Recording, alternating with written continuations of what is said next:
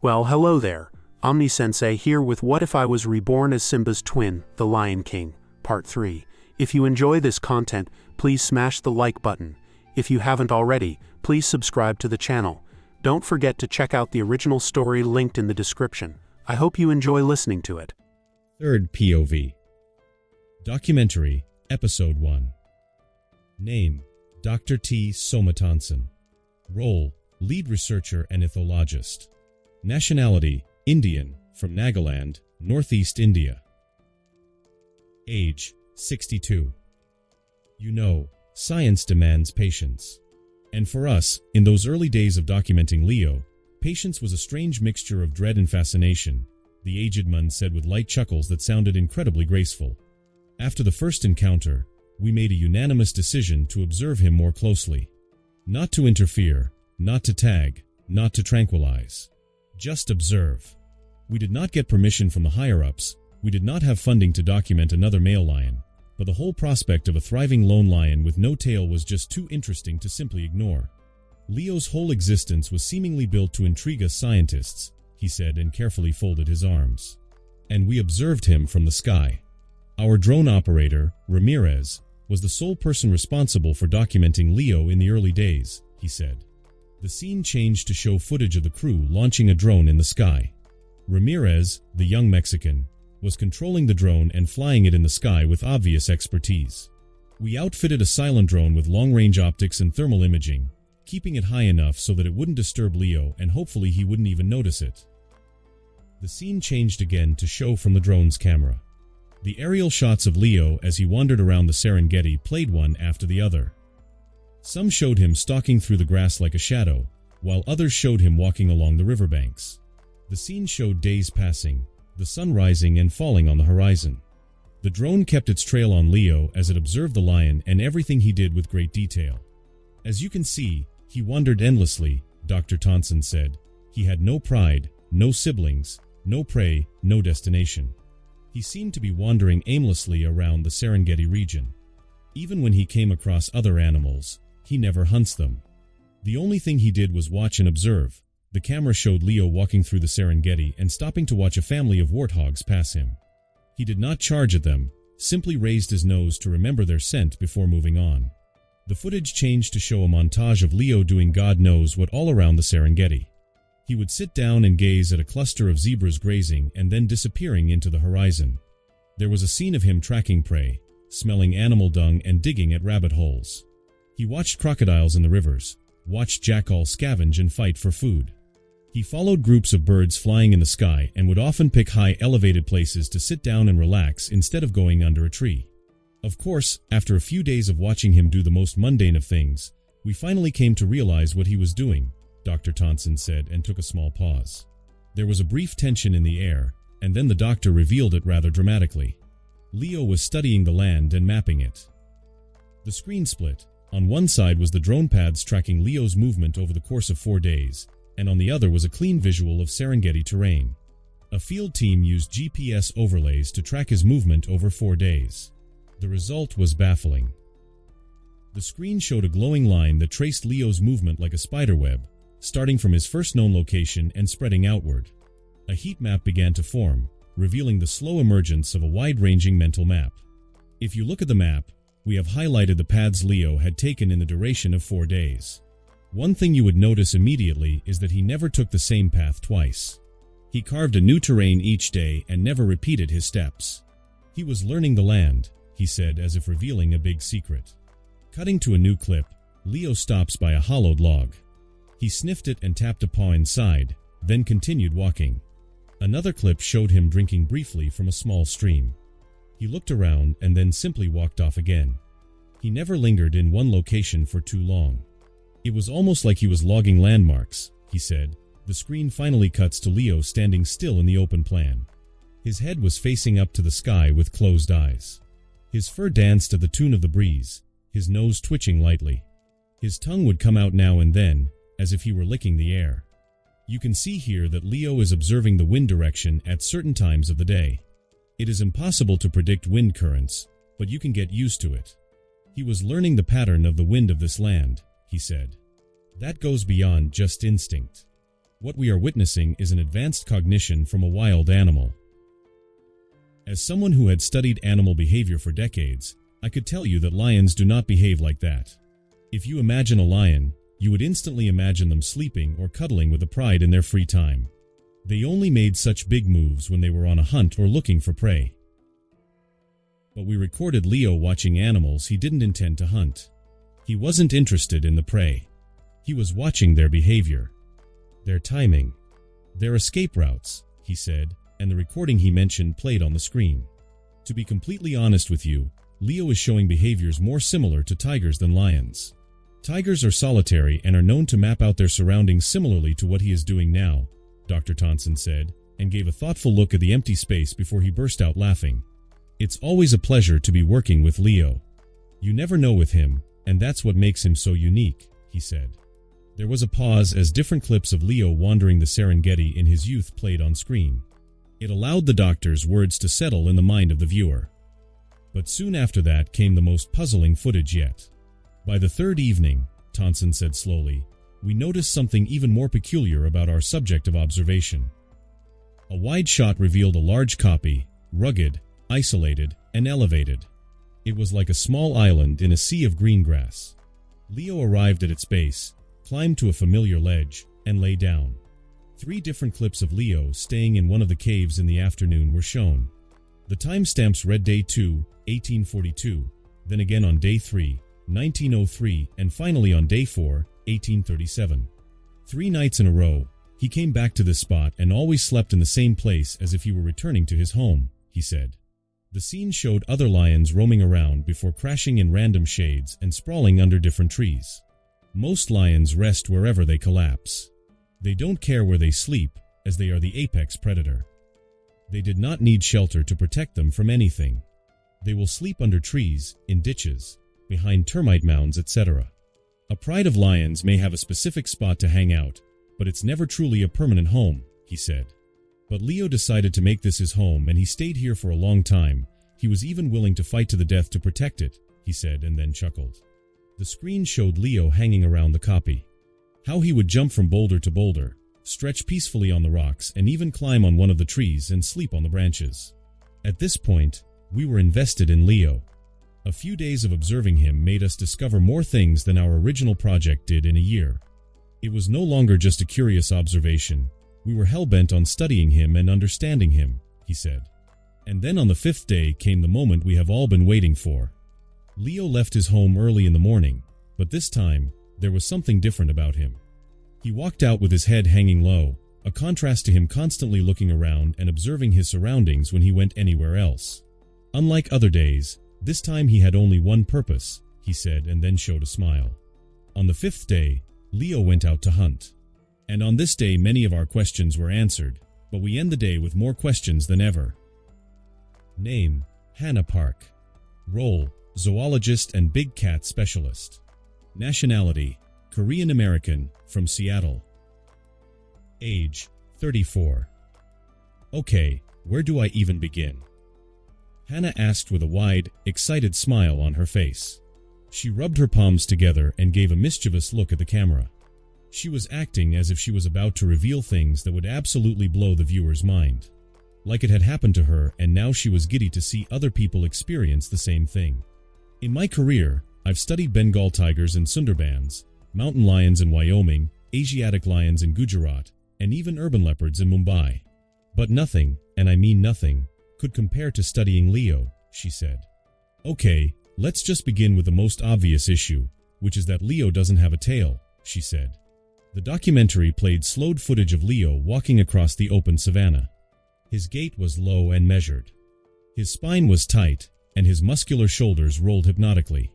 Each step he took seemed to put a heavy tension on the ground. He was oddly majestic in the way he walked, like he was aura farming with every single step he took across the savanna. This was because of the deliberateness and clear purpose in his steps. If we compare it to a human, it would be like a model running down a runway. There was a charm with those intended steps, which a natural gait lacked. Hannah's voice overlaid the footage. For most lions, losing a tail is a death sentence. The tail of cats, especially a big cat like lions, played a vital role in balance and movement, she said. The screen changed to show diagrams of typical lion locomotion, showing the tail acting as a rudder during sharp turns and sprints. In feline biomechanics, the tail helps correct momentum, especially in the final burst of a chase. You'll see cheetahs whip their tails during high-speed turns. Even house cats use them when leaping onto narrow ledges. Without it, most cats would falter in pursuit. The screen cuts back to Leo walking in the savannah. He encountered a rocky terrain, so he jumped over the obstructions and landed on a piece of log. He was able to balance himself on top of the log before jumping onto a small boulder and finally jumping back down on the ground. He did all this elegantly and firmly, as if he had glue on his paws, like Spider-Man. Even without a long tail, you never see flaws in his movement. But unlike most other lions, Leo compensates. And he did so brilliantly. The screen overlays heat maps of Leo's leg and spine movement during high-speed clips. He plants his front paws wider apart than a typical lion. His center of gravity shifts slightly forward. His claws dug into the earth, and he had a habit of utilizing at least 2 paws with every high-speed movement he made, she said. And we were able to realize all these from watching him hunt. Let's take us back to 10 years ago when researchers first saw Leo in action. It was the 5th day since we encountered Leo, and on that day, Leo was hunting a herd of impala, she said.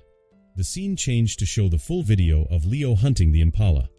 Hannah's voice overlaid on the footage as she explained what was going on. Leo stalked the herd of impala, but then, before he could start the chase, they felt danger and then moved away. Leo just remained in his place, stumped as he watched the impala move to another area. He waited for another opportunity and then flanked them. He stalked them slowly and even more carefully this time. His body was barely visible even to the camera that was pointing right at him. He moved through the grass like a shadow. He moved only when no one was looking. But even with all his effort, he failed once more. The wind changed direction and revealed his scent. The herd bellowed and then ran away further than ever before, leaving Leo to sit alone and without any prey to feed on. As you can see, Leo initially had trouble hunting the herd of impala. It was obvious to us that Leo was new to the land and he was not accustomed to hunting the prey here. From his behavior, it looked like he had easy prey so far in his life, she said. But here comes the most interesting thing about Leo. He had a trait that stood in all these years, and that was his ability to adapt, which was a direct consequence of his fascinating intelligence, she said.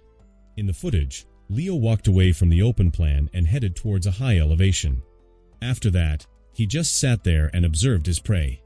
At first, the researchers thought he had given up and they allowed a drone to fly over him to get better footage. It shows Leo overlooking the plains, sitting still, watching. Lions are ambush predators. They are not planners. A pride will strategize to a degree, but even that was limited. A lone male lion planning on his hunt? That was unheard of, she said, but that's exactly what we witnessed Leo do. In the following scene, we witnessed something that truly boggled our minds. Leo, after realizing that the typical lion hunting strategy was not working, came up with a new strategy, she said, and then the video showed just that. Leo, instead of stalking and trying to sneak up on the herd, moved to another terrain completely. He had studied the pattern of the herd and predicted where they would graze next. And then he planned an ambush there. There was no stalking, he was just laying there and waiting for the prey to come to him like a snake. And the plan was successful.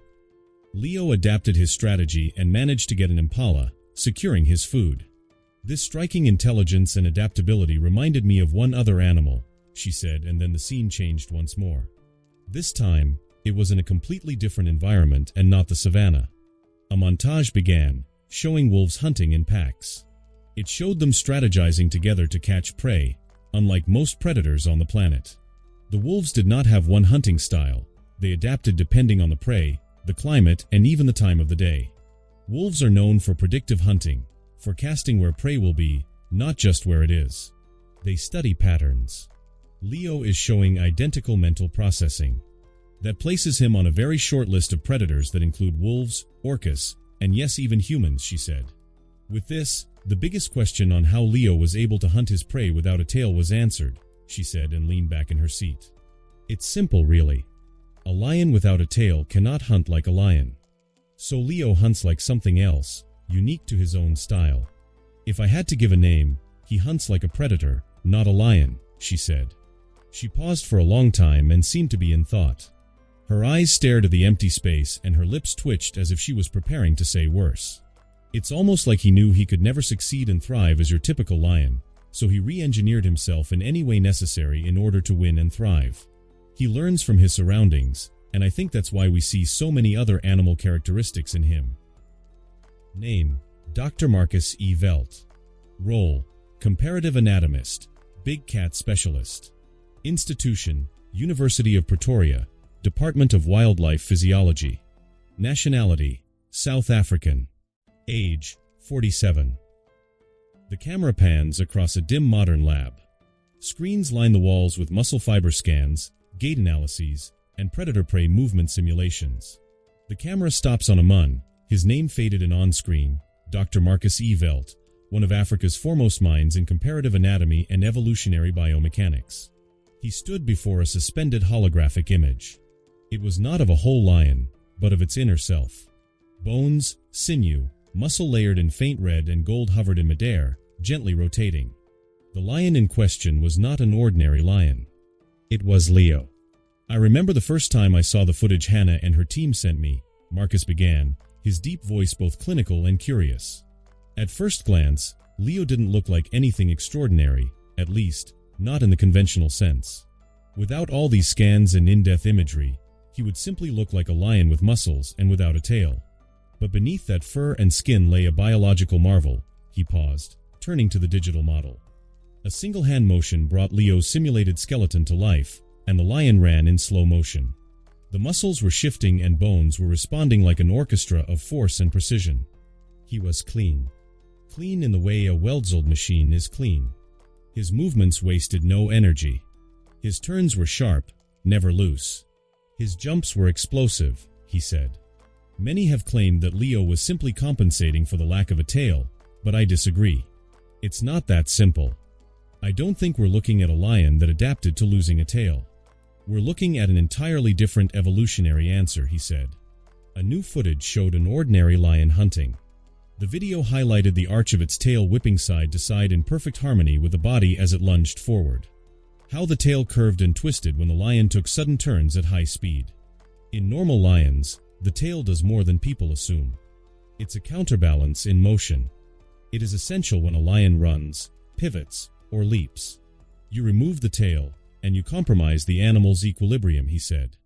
But Leo wasn't compromised. The hologram zoomed into Leo's pelvis and lumbar spine. Small indicators showed areas where his bone structure thickened beyond what's standard in wild lions. We analyzed his proportions using software that reconstructed musculature based on known feline anatomy. What we found was clear. Leo's entire posterior chain, which includes his glutes, hamstrings, calves, and spinal stabilizers, was hyperdeveloped. It was a direct compromise of the body for the lack of tail, he said. The screen changed to a still image of a bobcat mid-leap, its compact, tailless frame twisted midair, powerful hind legs propelling it like a spring. Leo's build reminded me of the bobcat lynx rufus, a tailless predator that thrives in rocky, elevated terrain. Bobcats don't run down prey. They explode, short bursts of energy, vertical pounces that can reach heights of 12 feet, and sudden lunges from blind spots.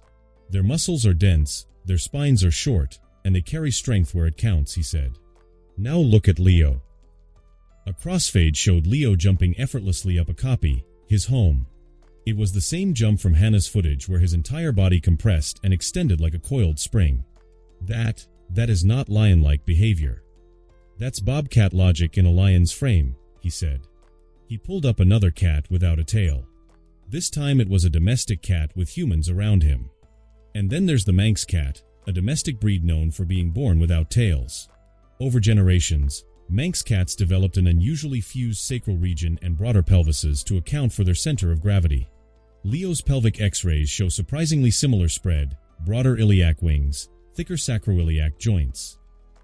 He pointed to the hologram again as it displayed the adapted pelvis.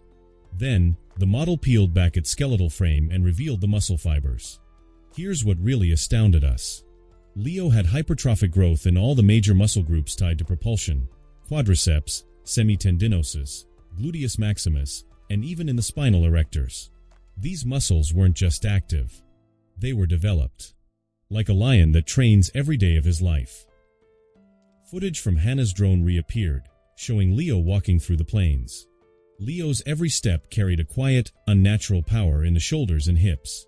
This level of hypertrophy doesn't occur from regular hunting. It's the result of constant, high-load physical effort. And believe it or not, that's what we observed Leo do over the course of the years. He is a lion who trains like a gym bro, he said. The camera cut back to Marcus, now seated in front of a screen that displayed a visual timeline of Leo's growth. Speaking of the gym, another question we asked when we found out Leo was young was how he became so big at such an age. When they first began observing him, he was around 2 to 3 years old, technically still maturing. And yet, he had the frame of a 5-year-old. Denser bones, fuller mane, ridiculously thick limbs. He was an adolescent in a giant's body.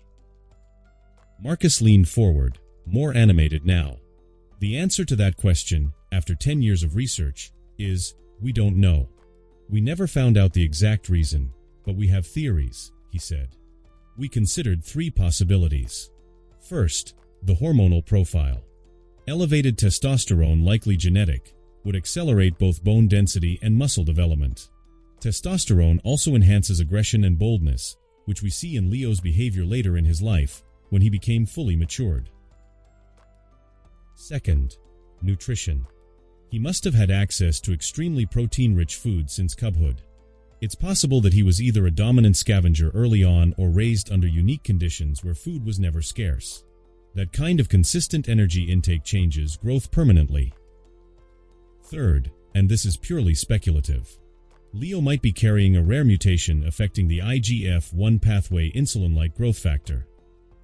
This hormone regulates growth in all mammals. Higher levels in early life result in larger adult size, especially when paired with testosterone, he said. It could be any one of these or all of them combined. We are not sure. And finally, Marcus began and stood up. He walked to another part of the lab where 3 ancient predator skeletons stood mounted in full display. He smiled at the camera. Eventually, I realized that no modern lion, tiger, or leopard could serve as a fair comparison. He placed a hand gently on the thick skull of one, a giant, broad-shouldered skeleton with fangs longer than any cat alive today. This is Smilodon fatalis, better known as the saber-toothed cat. And this. He pointed to a second frame, taller and leaner, is Panthera atrox, the American lion. It is the largest feline to ever exist.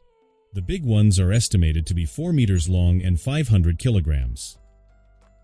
He stood back and looked at the final skeleton. It fit right in along with the other 2 prehistoric skeletons. He made a thin smile, and the last one is an artificially created skeleton of Leo. You want to know what Leo resembles? These. He doesn't look like something out of today. He looks like an echo of the past, a beast born in the wrong age, sculpted by freakish circumstances and powered by will. He looked directly at the camera now. But he's not fantasy. Every element of Leo, every trait and behavior, exists in nature. We just never thought they'd all show up in the same animal. Documentary, end of episode 1. The Serengeti night was a blanket of stars, spread thick and glittering across a sky so vast it made even kings feel small. Crickets sang in the grass. A breeze danced through the acacias, rustling leaves like whispers. And beneath one such tree, the Serengeti pride was sprawled around. A pride of 30 members strong sleeping in one area was a sight to behold. These animals were basically the rulers of the region, the royal family of the savannah. It was early in the night, but most of the members were already asleep. A few who were awake were also lying around and cuddling with their pride members. Lions were known to be very social animals, so cuddling together like this was a greatly appreciated bonding time. Among those that were awake, a few restless cubs were included. Lion cubs were always a ball of energy and activity, so even while most adults were sleeping, they were running around and chasing each other. Their paws thudded softly against the dry earth, and they released cute juvenile sounds as they played fight in the darkness of the night. They played without a care in the world, but in every passing moment, they were never in danger. Whenever they were about to wander too far into the night, a deep voice would call them back. "Come along, cubs, stay near me." A deep voice vibrated softly in the night. It came from one of the kings of the Serengeti pride, Baraka. He was a giant in muscle and mane. Baraka was the biggest among the three kings. His sheer size would make the current Leo look small in comparison. Baraka could crush bones with ease, but if you saw the current look on his face and the gentleness in his tone, you would never guess he could harm anything in the world. With his smooth mane and thick fur, which was paler than any lion should be, he was the definition of a friend-shaped killing machine. He was the gentle giant. The cubs came bounding back at Baraka's call, like little balls of fur bouncing through moonlit grass. They skidded to a halt near his paws, panting with grins on their faces, only to leap on him without hesitation. Baraka let out a soft grunt as two clambered onto his forelegs, another biting playfully at his tufted tail. One of the more daring cubs climbed onto his shoulder and slid down the side of his thick mane like it was a hill. The pride of a king was not pleased, but the love of a father made him tolerate them. In the end, he couldn't help but smile and play along with them. "Is this how you treat your king?" he asked with an amused huff. "Yes," one of them shouted proudly, swatting at his whiskers. "Then I'll have to punish all of you," he declared before swiping gently with his massive paw.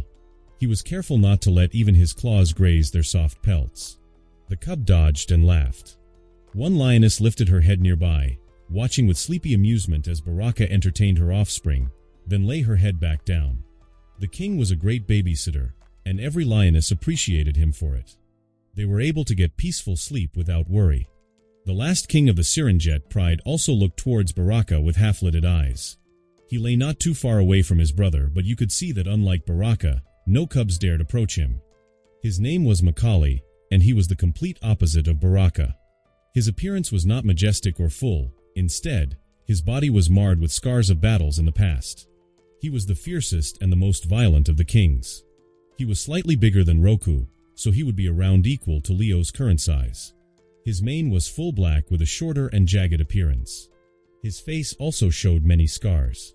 There was even a faint tear at the edge of one of his ears. Makali was also the one lion who killed the most rogues.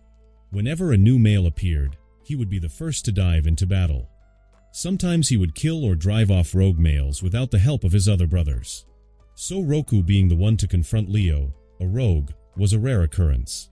The only reason Makali was not sleeping with the pride was that Roku had not returned. He was not the most caring beast, but he was loyal to those he loved. "Baraka, it's been quite a while since Roku was gone," he said to his brother in a distance. "I wouldn't worry too much about it. Roku is the smartest among us. I'm sure he has his reasons for not returning," Baraka answered while entertaining the cubs with his front paws. Late in the afternoon, the three had done their routine patrol around their territory. But unlike other days, Roku had not returned with them. It was quite normal for one or two of them to come back late, but Roku was rarely the one to do so. Therefore, Makali was concerned. "Aren't you worried?" he asked again. "About what?" Baraka asked. "You and I both know that Roku will be the first to run from a fight he knew he could not win." Makali thought over that, and he agreed internally. He became a bit relaxed after hearing Baraka's thoughts. So he lay down and closed his eyes to rest. A few minutes passed, and their world was still and peaceful. And then, a sound ripped through the night like the earth itself had screamed. Roar. Baraka's ears shot up, and he looked towards the sky.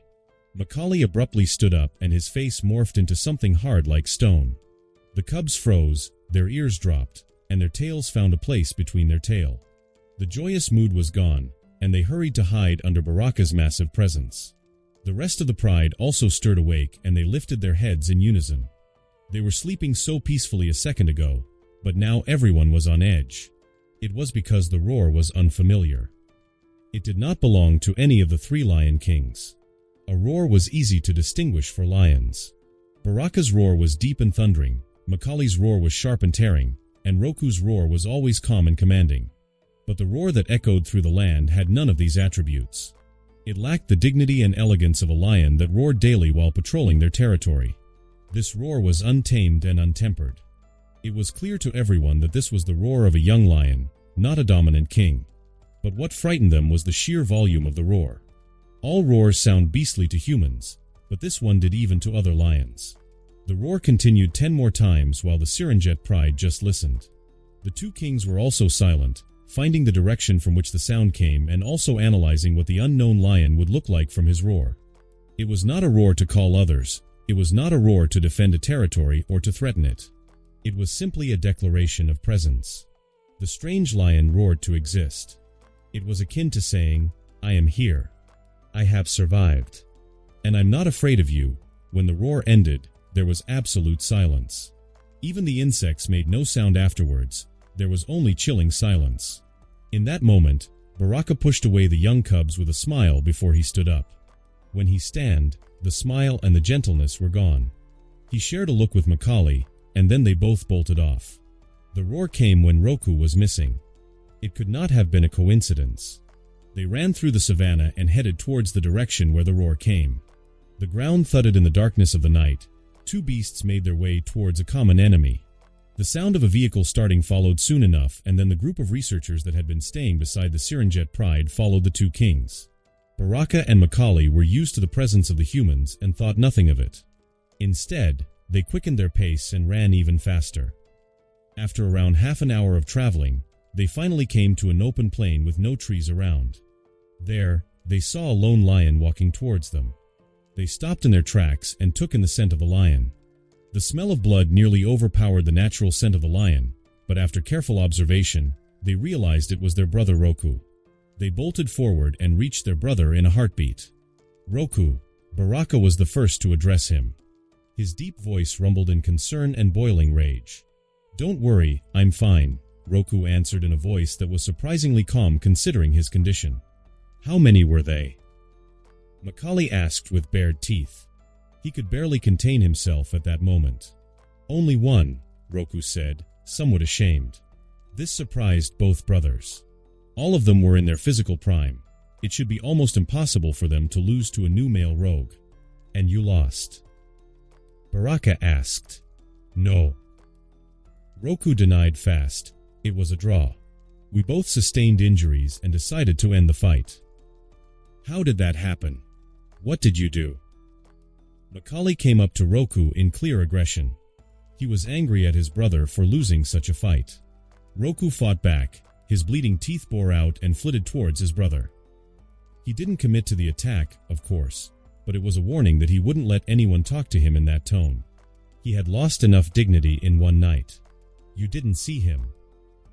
You didn't see how he fought." Roku growled out. Both brothers snarled at each other, but Baraka soon came between them. His massive size worked to cool down their aggression. Even though both were fierce, it was almost instinctual to submit to the bigger beast. "Let's go home. The rest of the pride will be worried. We can discuss what happened in detail later," he said. "What? Aren't we going after the rogue? If he is injured, as you say, we could kill him right now," Macaulay said. "Don't bother. The rogue will have run away by now. We will just be wasting energy in the middle of the night. Let morning come, and we will continue this affair," Baraka replied. "Leo," Roku said suddenly, causing both brothers to look at him. "His name is Leo," he said and walked past them. The two brothers stared at the back of Roku before they followed in silence. If the name is acknowledged, it means it was not just a rogue. It was a proper challenger. A threat in their kingdom. First POV. I have absolutely no intention of leaving my home. I knew it was stupid considering the kings could return and jump me 1 versus 3, but there was something in me that did not want to leave this at all. The copy was mine. I have thought of it as such already, and leaving it now just because I was scared would be like giving away my food.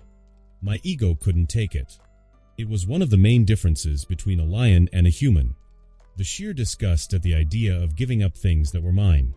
In all seriousness, I would have to abandon it if it meant survival, but as long as I could, I want to keep making this my home.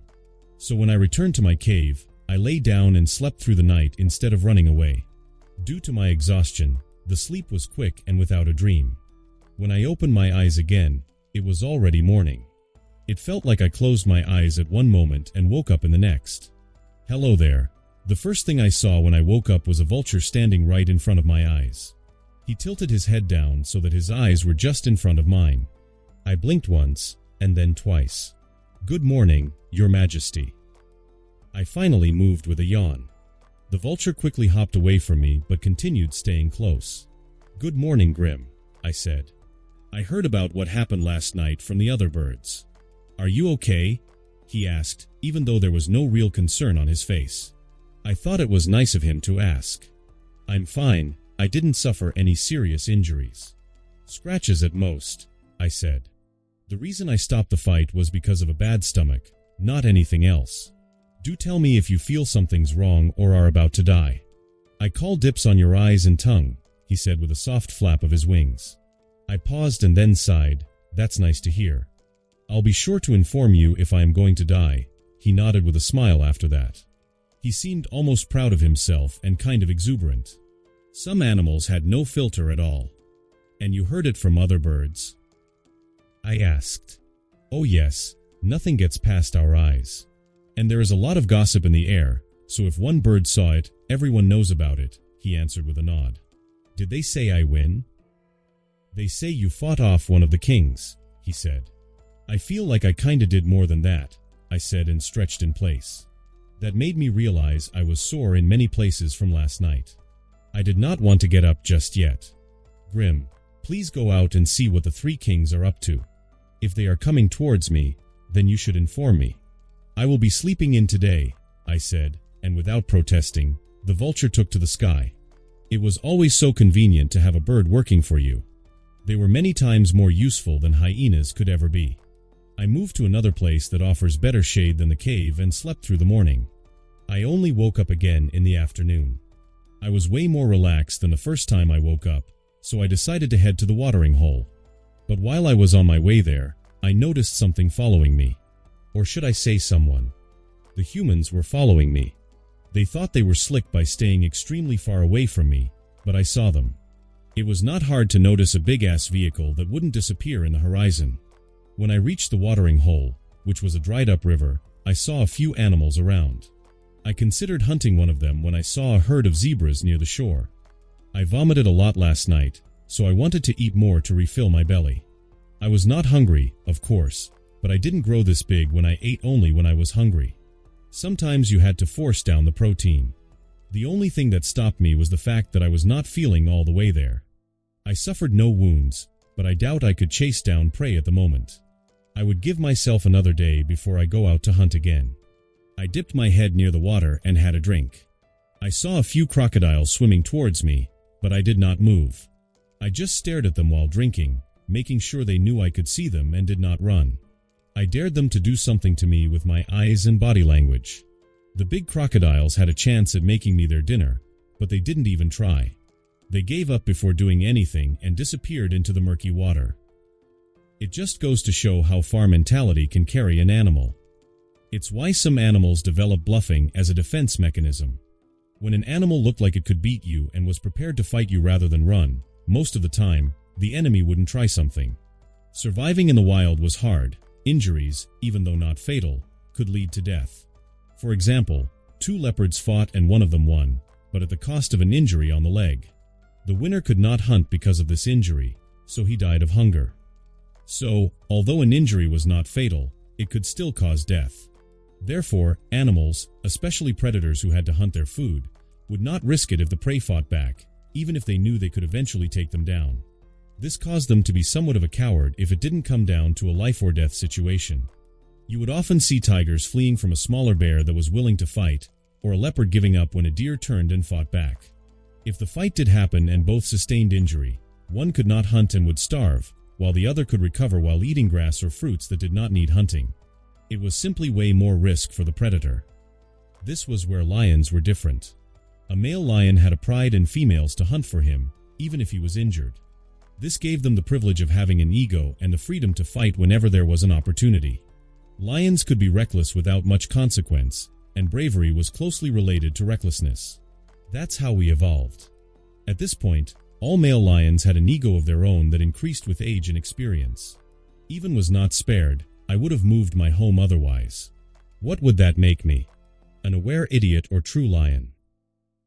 I said to myself and stood up. It was rather inefficient to drink water with the tongue, so it takes a lot of time. I looked around and observed my surroundings. My nose took in the scents of different animals while my ears listened for anything new. When I found nothing of interest, my focus locked on the human vehicle far away on the horizon. It was barely in my field of vision. They were creating a massive distance between us, but I still saw them. I narrowed my eyes and saw that they were pointing a camera at me. I guess I have officially stolen their interest after what happened last night, and they wanted to film me now. I saw no harm in that as long as they didn't interfere with my life.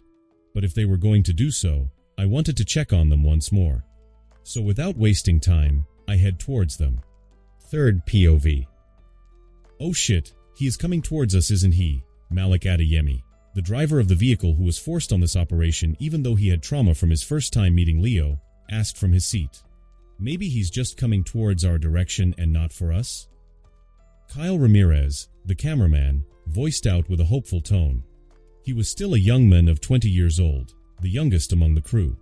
He just had a meal yesterday, and he fought with a lion last night. I don't think he will have any interest in attacking us. Dr. Thompson said while watching Leo approach with his small binoculars.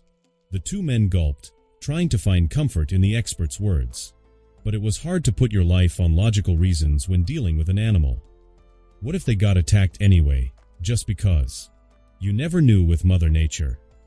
Look at the way he is walking, the deliberateness of his steps. Hannah Park said. She was the only person who did not show a hint of fear at Leo's approach. Instead, she almost seemed happy that she got to take a closer look at Leo. He is beautiful, she said. Oh God, Ramirez sighed. Not this shit again, Malik groaned. The four of them, Malik, Ramirez, Hannah, and Dr. Thompson, were the people in the vehicle and also the four people leading the research on Leo. What? Hannah was puzzled by the reaction. Please tell your boyfriend not to eat us when he comes, Malik said while trying to resist the urge to turn on the vehicle and drive away. He was not this afraid when he encountered other lions, but since the start, Leo had always unnerved him more than any other animal had in his life. It wasn't the size, the claws, or the teeth that terrified him. It was the eyes and the way Leo looked at him. It makes me feel like a bitch since you rejected me. Are you into that kind of thing, Hannah? Ramirez asked, one eye on the camera and the other giving her a side eye. Into what? Beauty and the Beast, he replied. No, absolutely not. My fascination with him stems purely from a researcher's perspective. There is nothing sexual like that. EW, why do you even suggest that? She asked back. Chill, I was just kidding. Well, maybe a little bit, she added just to mess with them back. It worked as the two men groaned in chorus. Their little banter was just a way to cope with the current situation and to get their mind off the approaching beast. But they could only ignore the cat-shaped killing machine for so long. It soon became clear that Leo was not simply going in their direction, but he was coming for them. Don't make any sudden movements, and just try to stay calm. They can smell fear, Dr. Thompson said with all the seriousness in the world. They all watched in silent fascination when Leo finally reached them. And just like they thought, he did not simply pass them but lingered right beside them. The vehicle they were on was a jeep with no roof, so they had minimal protection if Leo wanted to jump up and attack them. But that also gave them a clear view of Leo, and they could feel his raw presence. Leo carefully observed them with curious eyes. He slowly circled around the vehicle while taking in the scent that came from them. Oh, look at you. There are so many scratch marks on your body, I guess no one comes out unharmed in a fight like that, Dr. Thompson said in a voice of wonder. Indeed, but his wounds are shallow. We thought the injuries would be more severe considering the condition of Roku that the other team reported, Hannah mentioned. I guess we know who really won the fight, Ramirez commented with a shaky breath. The lion released a long and deep growl as if understanding their words. And then they all flinched while some screamed when their vehicles moved because Leo was putting his front paws on the side. The metal groaned beneath Leo's weight. For one horrifying moment, it felt like the entire jeep would flip. He was standing on his hind legs while putting half his weight on the vehicle. That caused the jeep to tilt on one side and they tried to regain their balance. Leo's body was around 6 feet long, so when he was upright like that, he was able to reach their level. Dr. Thompson, who was in a standing position, froze when Leo reached his chest. A large animal at a distance or in pictures could never compare to one up close. It was not just the size but also the mass. It felt like you could feel the weight of the beast before you, so much bigger than you. It was a humbling experience for the humans who thought themselves gods among other creatures of the planet. They felt so vulnerable, they were at the complete mercy of another beast, and that was a new experience for them. Leo's simple breath was loud like steam coming from an engine. He took a curious sniff at the doctor. Said doctor came out from his frozen state when he saw that Leo meant no harm. "Hey there, Mr. Lion," Dr. Tonson said, and began speaking to Leo despite all his nervousness. Eventually, he couldn't help but put out his hand. Leo looked at the hand but did nothing to it, only giving it a curious glance. The doctor took that as a good sign, so he slowly touched the beast with his hand. He did not touch Leo on the head. He would rather avoid anything close to the mouth at the moment. He touched Leo on the shoulder, slightly rubbing it but careful not to touch the wounds. Wow, holy crap. The dignified doctor could not help but curse when he felt Leo. The first thing he noticed was the hard muscles beneath the loose hide. It was unexpected. One could see Leo was more muscular than other lions, but because of the loose skin and fur, it was impossible to know just how much. But upon touching him, it became clear that Leo was built like steel. You could feel the difference between him and the other lions. It was almost stupid to compare them. "We really need to have in-depth scans of his body. He is incredible," he muttered. Leo thought that the introduction was enough and removed himself from the doctor. He circled the vehicle once more and came up on the opposite side. This time he was towering over Hannah. The girl was sitting in the back seat, so when Leo came up, he easily towered over her. She was beneath him, her hair gently brushing against his dark, growing mane. Time seemed to freeze for the girl, and she held her breath. When the shock passed and she breathed again, she took in his presence along within. The smell of dried blood and testosterone hit her nose. Leo was not as musky compared to other lions. His mane almost felt soft on her skin. This was mostly because Leo took care of himself better than other lions. Taking a bath daily by swimming in the watering hole was common, especially when he was in the Pride Lands. After a few long seconds passed, she gathered enough courage to reach out for him. She put out her hand and touched his body. Her hand felt the top of his front limb. Her palm pressed against his muscular shoulder, which was flexed at the moment. They felt like an iron yarn with iron threads for muscle fibers. She was more eager to examine him than the doctor was. Leo took in her scent and then turned his attention to Ramirez and Malik. The cameraman was standing and busy with his camera. "Hello, big guy. Say hi to the camera," Ramirez said, fear evident in his voice, but he tried to be brave. It was likely because he was a young man trying to act brave in front of his crush, Hannah. Leo took in his scent and memorized his face as well. That short moment of observation made Ramirez calmer before. He realized that they were dealing with an intelligent animal and not just a savage. "Man, why are you so friend-shaped if you could kill me with one swing?" he asked with chuckles. Leo, understanding the comment, gave a grin. But it looked intimidating for Ramirez, so his calm nearly faltered again. He turned his attention to the black man next. Malik Adeyemi was curled up in his driver's seat, and unlike everyone else, he was still terrified. His expression seemed to amuse Leo as he moved closer to him. "Oh hell nah," Malik cried out. His voice, which was captured on video, would later go on to become a meme audio in the future. Leo scoffed and laughed before he finally turned his focus back on Hannah. She was tracing the lines on his body, which was slightly red from the dried blood. She was daring enough to move his mane and search for other injuries on him. She did not find any serious wounds, but she found other things. Scars. She muttered and looked up at him with questioning eyes. "Why do you have so many scars?" It was not visible with the fur, but when you moved that and took a close look, you would find endless scars on Leo's body. The claw of the leopard he fought in his youth, at that time, he was completely bathed in his own blood. That should hint at how many scars his body had after he healed. Then there was his fight with the hyenas not long after, when Scar took over the Pride. Then there were other scars he got while growing up. The time when he was bitten by a crocodile in the watering hole, and other times when he fought baboons, etc. And recently, there was his fierce battle with Scar and 100 hyenas. The scars told all the stories of these battles, and they painted a new picture for them about Leo. It was not surprising that Leo survived a fight with a dominant male. He had survived worse odds all his life. A survivor. A beast forged from the fires of hardships. That was Leo. "What happened to you?" Hannah asked with all the curiosity in the world. She wanted to find out everything about Leo so badly. Their first reaction upon seeing him live so naturally, even though he had a short tail, was to think that he was born with it. It would explain his natural adaptation and how fitting it looked with the rest of his body. But when they take a closer look at his body, the scars tell a different story. Leo was not born tailless. It was taken from him, likely in a battle or violence in his youth. That was a giant discovery and opened up so many other questions. Leo looked at her for a while as if he could understand her words. He did not speak, but his eyes told things. Dr. Tonson came to see the scars as well. He fixed his glasses and looked at the scars which Hannah was revealing. Her hand brushed aside the fur, and as she continued, there were scars in every inch of his body. "My God," the doctor remarked. "It's like he grew up in a torture house. To survive and thrive till now after all those injuries, he has to be one lucky lion, or a fighter," Hannah said. The doctor nodded. Most of the scars look like a cut from claws.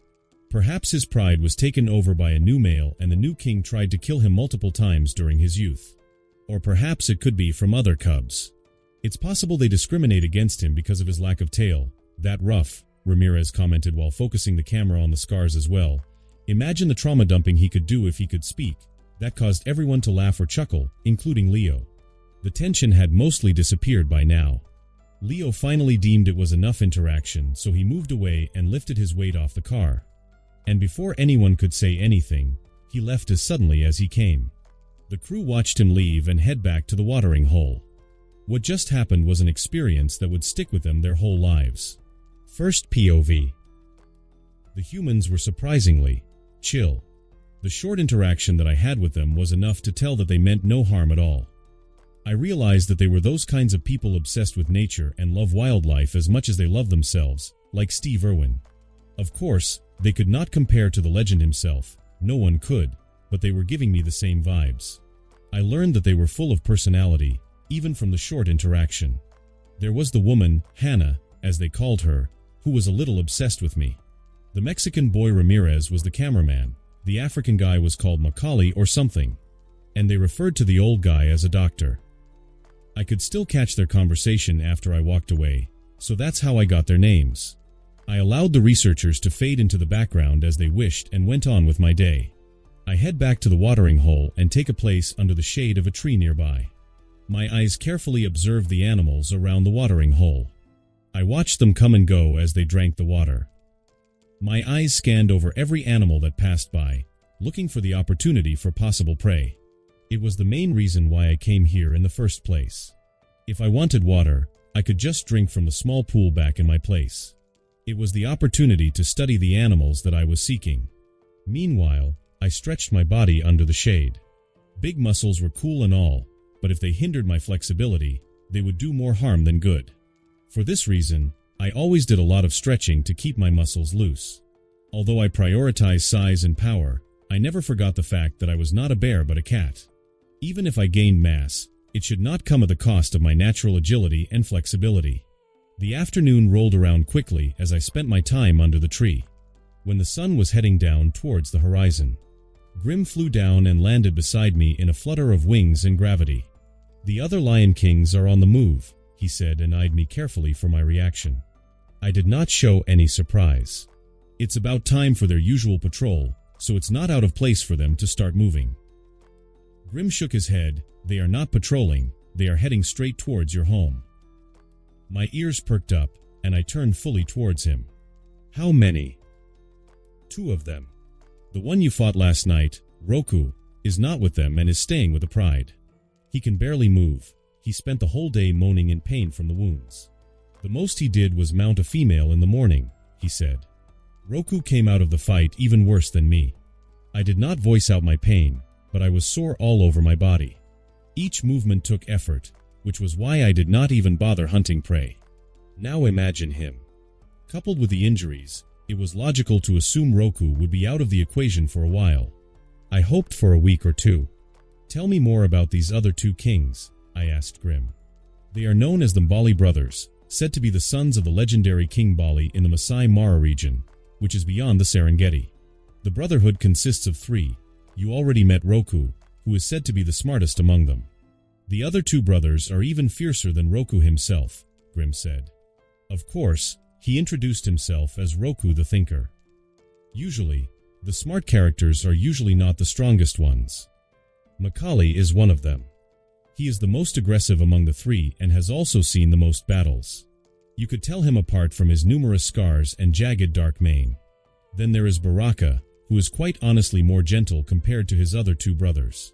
He is also unlike other lions because he has white fur instead of the usual yellow fur, he said. How big are they? I asked the most important question. Both are bigger than you, he replied without skipping a beat. Facts do not hesitate. Well, that was not good. I was the size of an average male lion, which meant the two brothers were bigger and stronger than average. Macaulay will be much bigger than you, but not overwhelming. Baraka, on the other hand, is a different beast. He is almost twice the size of his brothers. His sheer size and powers earn the respect of his brothers, even though he is quite gentle in nature and rarely fought, Grimm said. I sucked in a breath while digesting the information. Okay, let's analyze this. The average full-grown male lion is around 190 to 200 kilograms, which is my current size. Roku was slightly smaller than me, but that was by a negligible margin, so we would be roughly the same size. Macaulay was said to be a bit bigger but not overwhelming, so I could expect him to weigh around 230 to 240 kilograms. This was already a noticeable size difference, but it was not too much. I could probably still match him in sheer power because, unlike normal lions, I trained so I had muscles and power where it mattered. It was not just about how big you are, but where you are big. Two people can have the same weight but a great difference in power. Power is also about build, and I was certain I would not lose to any other lion in that regard. I forged my body with deliberate intention and built myself for power. So even if we were not equal in power, I would be strong enough to match him and fight him on even ground. But the main problem came from this Baraka. A white lion, was it? I remember watching videos about white lions in my past life. Most of them were always bigger than normal. Almost twice the size of his brothers seemed like an exaggeration, but it was also possible. I think the largest living lion ever recorded was nearly 400 kilograms. But that should be in captivity, right? I didn't remember. I would speculate Baraka to be around 280 kilograms, if not a bit more or less. I did not believe he would surpass 300 kilograms. Perhaps he was long and wide, so he looked bigger than he actually was. But 280 kilograms was already insane.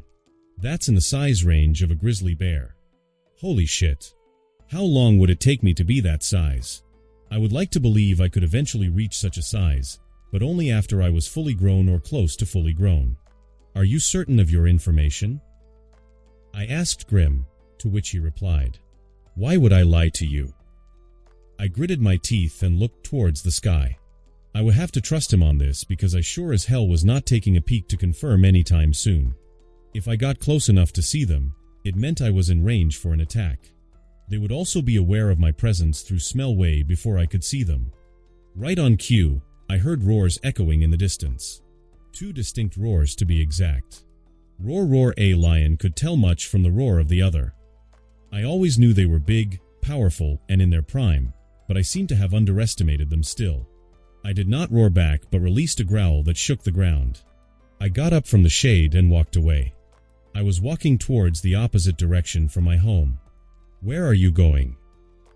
Grimm asked from behind me. Away from them, I said.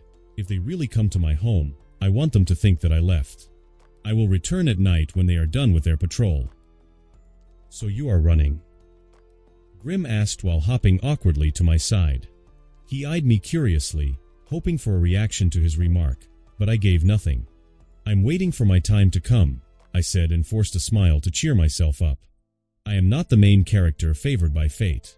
Ever since I was born, the odds had been stacking against me and only got worse as I age. Like, who would have guessed that the first pride I encountered would be led by 3 kings, all of whom were powerful individuals in their own right? But you would never hear me whine or cry over it. Instead, I was glad and happy that such odds were against me.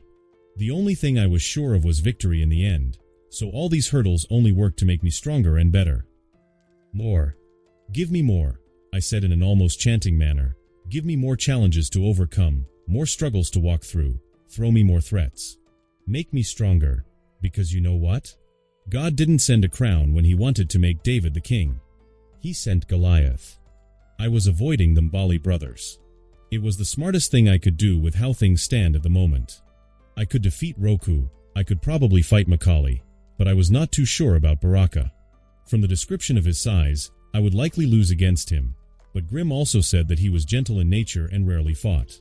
So I might be able to stand a chance by exploiting his lack of experience. But be that as it may, it was absolutely irrelevant how I would fare against each one of them. If a battle broke out, it was not going to be a fair fight of 1 versus 1. It would be 3 versus 1, and I had no hope in that situation. When the sun fully settled beyond the horizon and stars decorated the sky, I made my return to my copy. When I reached home, it was no longer an early night. The savannah was asleep, and the only sound was the sound of insects like crickets croaking in the distance. I was about to climb up my hill, but then I stopped at the base. My eyes narrowed and my nose twitched before I turned towards the trees on the hill. I moved away from my usual entrance to the hill and climbed up from elsewhere. I walked up to one of the trees, and before I even reached it, my nose caught an unpleasant smell. I did not even bother taking another sniff and quickly moved away. I climbed up the hill and went elsewhere. I let my nose guide me through rocks, boulders, and through the sparse vegetation. The familiar stench was everywhere I went. It was not just one but 2 distinct scents, so they were able to mark my home in different places. In the end, I came up to the place where I usually sleep. The small cave provides shade in the daylight and shelter from rain at night. It was the perfect cozy spot that also provided a great view. And on that exact spot was huge piles of shit. I paused for a long time, staring at the shit with eyes that lose color every passing second. It did not take a genius to figure out what happened. The Mbali brothers came to my home, and after they didn't find me, they thought that I had left the place and fled elsewhere. So they did the next best thing they could do, which was to erase my scent from the hill and replace it with theirs. They marked my home with their scent and claimed the place as theirs. Although it never crossed my mind for some reason, what happened was to be expected. It was a lion's behavior to mark their territory after all, and this copy, no matter if I called it my home, belonged to them completely by right of conquest. But still. Knowing all that, I still could not stop the anger that came from the deepest part of my being. I tried to reason with my emotions, and that did not work well. At first, I thought it was a situation similar to shouting at someone to punch you and then them actually doing it. You were shocked that they were daring to punch you, and you became enraged. But it was not that simple. Even the emotions I was experiencing at that moment was not that simple. It was weird. I thought I knew anger. I thought I knew rage. After all, a lot of things have happened to me in the short 2 to 3 years that I've been alive.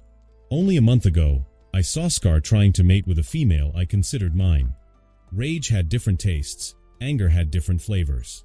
The emotion of red that boiled from the depths of my soul was not so shallow. It was old and ancient. It was like anger that had been passed down from generation to generation from the first Lion King. The anger at seeing someone disrespect your home, your kingdom, and marking what you consider yours with their disgusting scent. The rage was inherited. There were no words to describe the feeling. No human mind would understand it. It was imbued in me as much as my instincts were. Ha ha ha, I laughed. It was not funny at all. It was so not funny, but a laugh seemed to be the most fitting reaction. I guess laughing was not just an expression of joy and humor. Interesting, I said to myself while trying to restrain my own body. My blood was boiling in my veins. My muscles literally started getting a pump even through inaction. My body was begging for a fight, revenge. How dare they? And also, it was asking for redemption. I was the one who walked the other way after all. So I felt that I lost a part of my dignity. My body wanted to reclaim that dignity as soon as possible. The human's logical mind and the lion's body clashed. It was a new experience that reminded me I have much to learn. I was already the size of a fully grown lion, but I was not fully grown. In fact, I was not even halfway there. And growing up for a lion was not just about physical, but also spiritual. What does it mean to be a lion? And why was a lion always associated with pride? Was pride a part of being a lion? Well, this experience hinted at the answer. Pride was an identity for a lion. It's what gave him the crown of the king of the jungle, even though he was not the biggest, fastest, or strongest. Without pride, A lion was just like any other animal. It was just a big cat. I never knew that before. It's why the thought never even crossed my mind. I had assumed that I would be okay with doing things like this. What's the big deal even if they mark my home with their scent? The rain would wash them away before I even knew it. It was a big deal. Maybe not to a human, but for a lion, that shit was personal. It was personal on the DNA level. Gee, it's like I am just now discovering my standards, or sexuality, I said, trying to distract myself from my own rage. I guess I found where my pride draws the line, I said. I walked down from the hill, having learned something new and discovered my pride. It definitely gave me a new perspective on things. When I came back down from the hill, the anger in me was no longer felt. It was because it had planted itself into my heart as a grudge. The development made a drastic change in the future that I had envisioned. Because the conflict between me and the Mbali brothers was no longer just about tradition or me needing an army. Roku, Makali, and Baraka. They now shared a list with a lion called Scar. Bastards. Next time it's on site. 6 months later. 2 years 8 months old. For the first time in my life, time did not blur. I was never comfortable enough not to notice the passage of time. Each day was followed by new challenges in the Serengeti. Not only that, every waking hour was spent with a purpose in mind. I was back to building myself again. There was nothing else in my mind except growing stronger, bigger, and faster. The roars of the Mbali brothers that echoed routinely in the afternoon were a great motivator. Their daily patrol reminded me daily what my goal was and what I was trying to achieve. For 6 months, that is half a year, I spent my time like so. I hunted more frequently than ever before as I made it a goal to get fresh meat every 3 days. My teamwork with Grim had also gotten better than before. Due to his help, I was able to catch prey whenever I wanted to. I did not waste time tracking them and could instead spend my effort solely to kill them. But even then, hunting did not always guarantee success. In such cases, I would simply move to another herd of prey with Grim guiding me and try again on the same day. Therefore, on the days that I would set out to hunt, I almost always came home with a full belly. It was not just through hunting that I got my food either. Grim was my eyes in the sky. He reported injured animals that would die soon and old animals that were on the brink of death. And my favorite, he would report to me when he found other predators making a successful hunt. Most of the time it was hyenas and wild dogs, so I could stroll up to these predators and steal their food whenever I wanted to. Lucky for them, I was not really into the habit of stealing, as I wanted the experience of hunting prey myself. It was a good workout and training for the body. Except when it was the hyenas, of course. I always made sure to steal their food if they were nearby. It was nothing personal really. They were one of the biggest predators in the region, and they actually put up fights to defend their food. This gave me a chance to train my fighting skills and keep my instincts sharp. Hey, who am I kidding? The main reason was because I did not like them. Plain and simple. Anyways, due to all these stacking reasons, I never lacked food. Instead, it was the opposite. I had more food and prey than I could consume. This was where Grim came in once more. After a few weeks of living life in abundance and waste, Grim started bringing his friends to feed as well. It started off small. Grim told me that his friends would also like to come under me to have permission to feed on my abundant kills, and finding no reason to reject, I accepted them. That began to snowball rather quickly, and now you would often see a horde of vultures flying overhead whenever I went out to hunt. They would litter the surroundings, waiting for me to finish eating my fill so that they could feast on all the remains. I voiced my concern, but Grim assured me that he had everything under control. Once, I told them not to feast on the remains, and all of them followed my order. That proved they were truly under my control, so I let Grim do whatever he wanted from then on. So yeah, now I had an army of vultures under me, I guess. However, I kept in mind that most of them were not loyal and were only with me for the benefit. For example, I could not just tell them to attack the Mbali lions. They obeyed my orders, but they wouldn't die for me as I was not vital to their survival. I was only making their life easier, and that was not worth dying for. Speaking of the Mbali brothers, I never encountered them again after what happened last time. The Serengeti Pride had a specific region where they hunted and stayed, so they did not move elsewhere most of the time. The three kings still patrolled daily, but followed a pattern, so it was hard to meet them unless you were looking for them. Also, I think Grim naturally guided me towards prey far away from the Serengeti Pride, so I never had issue with them through the passing months. And on their side of the story, They probably thought I was dead. Roku was gravely injured during the fight, and since it was a draw, they assumed I would not have fared better. I did not have a pride to hunt or care for me while I was injured, so it was natural to believe me to be dead. If they had returned to my home and on my side of the region, I would have fought them, but since they didn't return, I was not going out to seek a fight either. The area that the pride ruled was wide more than enough for one more lion to live unnoticed. I was simply growing in their silence and ignorance. It would be correct to say they were growing their own downfall in their backyard. How much longer? I asked towards the vultures flying in the sky. There were 3 of them in the sky. The other 2 fly a little higher, while Grim flew right above me. Just a few more distance, Grim answered and continued leading me to a herd. I was walking at a fast pace behind them. Jogging would be the correct term. It was the dry season, so prey was starting to get scarce. I had been jogging after them for almost 3 hours now, and no other animals were in sight. The changing seasons in the Serengeti were weird. There was no monsoon, autumn, winter, summer, etc. The seasons were just dry season, wet season, long dry season, and long wet season / and currently, it was the long dry season. I've come to learn that the long dry season came with some complications. Like the land was dry during this time, as the name suggests. There was golden grass where there once was green. Many watering holes have dried up and the remaining ones have shrunk dramatically in size. Even the small stream of poolback in my home was no more. Every resource was scarce. This meant that the land was no longer suitable for most of the animals living here. Many herd animals like wildebeest, zebras, antelopes, etc. have all migrated northwards. They were following the Mara rivers in search of greener areas to feed. These herds were in thousands upon thousands. The region where we live, which was once abundant with prey, was slowly turning into a lifeless desert. Prey were disappearing at a visible rate. This was the first time I experienced such things. The Pride Lands had no dry season, it was green full year-round, and prey was always available. But not in the Serengeti. At this rate, I will not be able to keep up with my diet, I said to myself thoughtfully.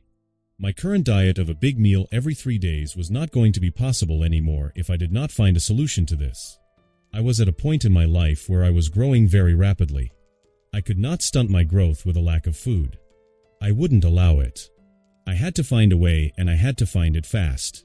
Up ahead, Grim said, and his wings flapped loudly before propelling himself higher in the sky. I stared forward and I saw a small herd of antelopes at the end of my vision. The animals were disappearing quickly, and these herds also seemed to be on their way to migrating. But they were late than most. It was the perfect opportunity. Who knows, it might be my last opportunity to have a full meal for a while with the way things are going. I slowed down my pace and crouched low among the grass. My form completely disappeared as if swallowed by the land, and I started stalking my prey. The sky was starting to be filled with vultures. There were around 10 of them, and they flew high enough in the sky to not bother the prey, but they were circling the herd of antelopes like they were telling an omen. The heat of the sun seemed to make the air vibrate with its heat. The antelopes were occupied among themselves, searching for any form of green on the yellow sand of the dry lands. I stalked like nature's perfect design. After 6 months of hunting, I was a master of my craft. I glide along with the breeze. The golden grass works better than ever to camouflage my body. As I was closing in, my scent got carried by the wind to the antelopes. They immediately perked their heads up and stared towards me. I quickened my pace, and my limbs worked magic to move me forward smoothly with basically no bobbing in my action. I stepped on dried twigs and grass, and their ears faced me immediately. They heard it. Their eyes finally locked on mine, and then they ran. They flinched back in panic and moved away like driven by lightning. But by the time they saw me, it was already too late. I explode forward. My paws slapped up a cloud of dust upon movement. I was able to reach my full speed faster than any of the antelope. After half a year, the things that made me special had gotten even more pronounced. My shoulders rolled, my hind legs exploded, and my front limbs pulled me forward. Not like a lion, not like a tiger. My actions were a bit more ancient than that. I was the perfect ambush predator. The antelopes fled, and my eyes decided on a target fast. I ignored the smaller ones that I reached first and rocketed towards the biggest one among them. He was trying to zigzag away from me, but at this point, I was already way too familiar with the running pattern of antelopes. The fact that they move in herds was also a giveaway to the real direction he was trying to go. A herd animal would run along the herd instead of running to an isolated open space. It was instinct to stick with the group. I knew this, and so I used this. I caught up to the antelope from the side, having perfectly predicted where he would go. I did not swipe my claws at him, nor did I try to bite his neck. I simply crashed against him. The force knocked him off his feet and sent him tumbling away. I chose the biggest among them, but he would have weighed 90 kilograms at most. His small frame was nothing against mine, with a weight that had easily surpassed 200 kilograms. It was a tiny prey against a giant predator. The antelope struggled in vain. He had hooves for feet which did not really go along with balance or catching himself from falling. I ran up to him, and before he had time to get back up, I took his life with a bite through his neck. The death was suffocating. I trapped him under my front legs and bit down on his neck. The last struggle of life was always the most intense, but it was nothing to me. I suppressed him like a father suppressing a baby's tantrum. Instead, I used that time to breathe heavily and cool down my body under the intense heat of the savannah. A great hunt like always, my lord. Grim was the first to fly down beside me. Tell the others to continue following the herd. If prey are going to be this scarce from now on, I might as well hunt them tomorrow before they move to a new land. I said, of course, he replied swiftly. And so, I prepared myself to face another challenge in front of me once more. This one was a bit odd from my other challenges, but would still prove a worthy foe. The dry season was here. Like always, I started with the organs. They were the most nourishing part of the meat, and I wasn't going to let my limited appetite be wasted on things like dry muscle, fats, or skin.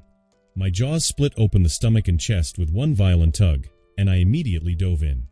The liver came first. It was rich, dark, and heavy with nutrients. It was almost bitter. The aroma alone was intense and would stick to your throat for a day or two. The heart was next.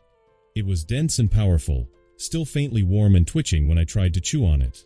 After that came the rest of the organs, like the kidneys, the spleen, the lungs, and then the pancreas. I avoided the stomach and intestines altogether, as they didn't provide the same value. After that, I lapped up the blood that pooled in the cavity of the chest. The blood was so red that it looked black to the eye. It was nutritious, I could tell. I did not need to be a doctor or a dietitian to know which part of the meat was the best part for me. I knew it on instinct. All predators knew which part of the meat was the best. Even when I was feeding, I was eating with purpose. There was no point in time when I chose taste over function. Growth came from what I fed on, and right now, growth is the only thing on my mind. I could eat the meat that tasted good after I was done growing. Until then, I eat as much as I can, and I make sure to eat the best quality of meat. Almost like a bodybuilder who focuses not just on training but on diet as well. After I was done with the organs, I moved down to the lower parts of the prey and ate the testicles. I did not like eating this particular part of the meat, but I had to because, believe it or not, they contain testosterone and could also increase my production of testosterone. Funny, you gotta eat the D to be dominant. I moved back to the top and then cracked open the skull with my teeth. The brain of the antelope was small, so I quickly slurped that up, and then finally, I started eating the protein-rich muscle meat.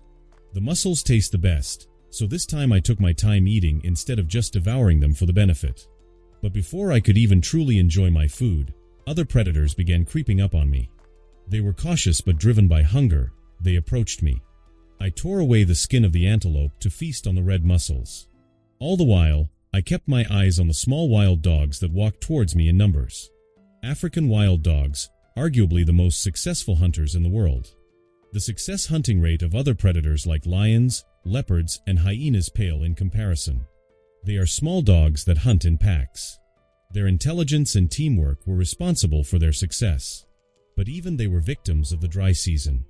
It didn't matter how much of a successful hunter you were when there was nothing to hunt. I've experienced this before, but predators trying to steal each other's food were becoming more and more common as the dry season reached its height. It seemed they had been in the area for quite some time, trying to circle the herd of antelopes and kill one, but I began my hunt before them. While they were studying their prey and strategizing, I had just powered through and caught an antelope before them. Now the herd had run away, so their only option was to try to get some scraps from me. I was a single lion feasting on a full-grown antelope. Surely I would leave scraps, right? Sadly, the remains of my meal were already booked. The dogs continued coming at me.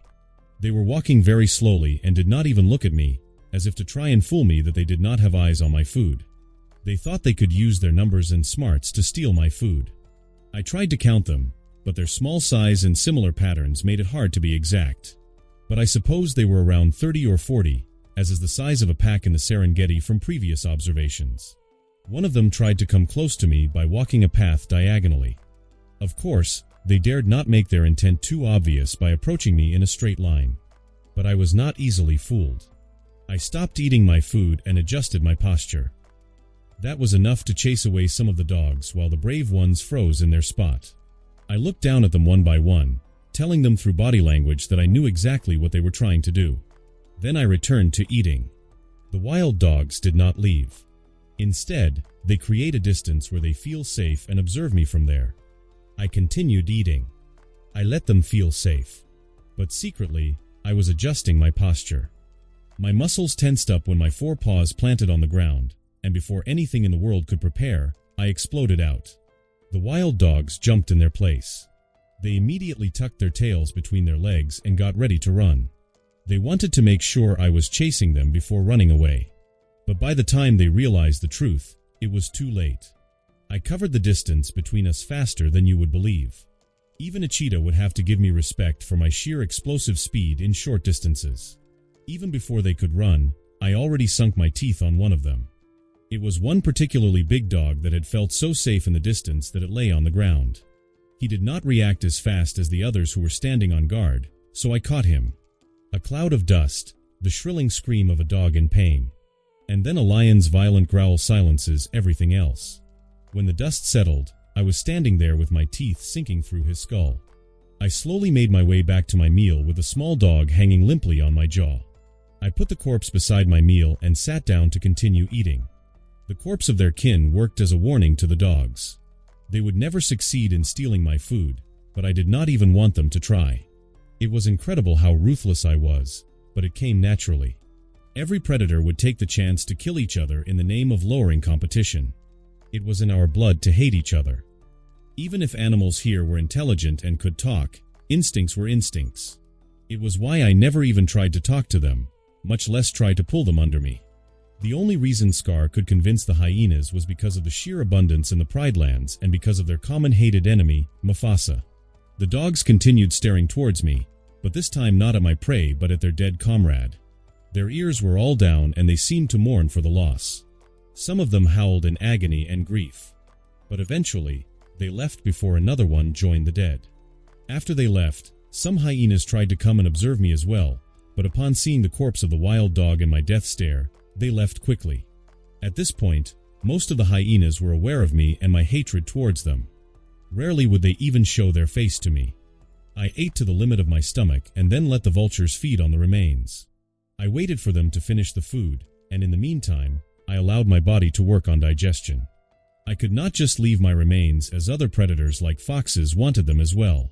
They would have just fought off the vultures to eat their share, so I guarded the birds as they ate. After all of that was done, I headed back to my home.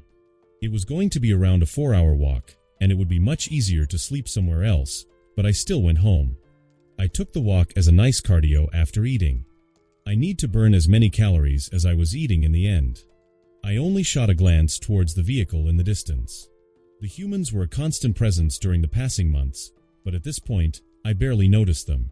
They were a part of the background at this point. They did not interfere. The most they did was steal my shit and fallen furs back in my cave. By the time I was home, it was already dark, and I slept immediately. Eat, sleep, train, repeat. The path of power for a lion was not as awesome as those in fantasy stories, but I didn't complain. I was really good at it so far. 3 days later. The herd of antelope that I told Grim to keep an eye on did not waste their time and moved on with their migration. They followed the Mara rivers and were already out of the region, so I had to give up on them. So after 3 days, I set out to hunt once more. My muscles screamed at me whenever I moved. Perhaps it was not a good idea to train so much yesterday. The training consisted of me trying to climb up the kopje with the least amount of leaps possible. I went overboard by doing it 4 times. Fortunately, after walking for a good while, the soreness faded a bit. as if my body realized I would continue moving anyway, so it stopped torturing itself to try and make me stop. The sun had not yet reached even halfway to its peak, so it was still morning, but the air already felt scorched. The breeze was dry and sharp against my nose, like breathing in powdered ash. Each step I took kicked up a faint puff of dust that clung to my paws. The once lush grasses had faded into brittle gold, swaying stiffly in the breeze like they had forgotten how to bend. There were a few trees here and there, scattered like bones. But even then, most of them were dried up and did not provide actual shade, only the illusion of it. There was also a thick silence in the air. When herds of animals migrate in thousands, most life in the Serengeti is gone. Zebras, wildebeest, antelopes, etc., all the common and plentiful animals were the ones that moved too. So the land was quiet.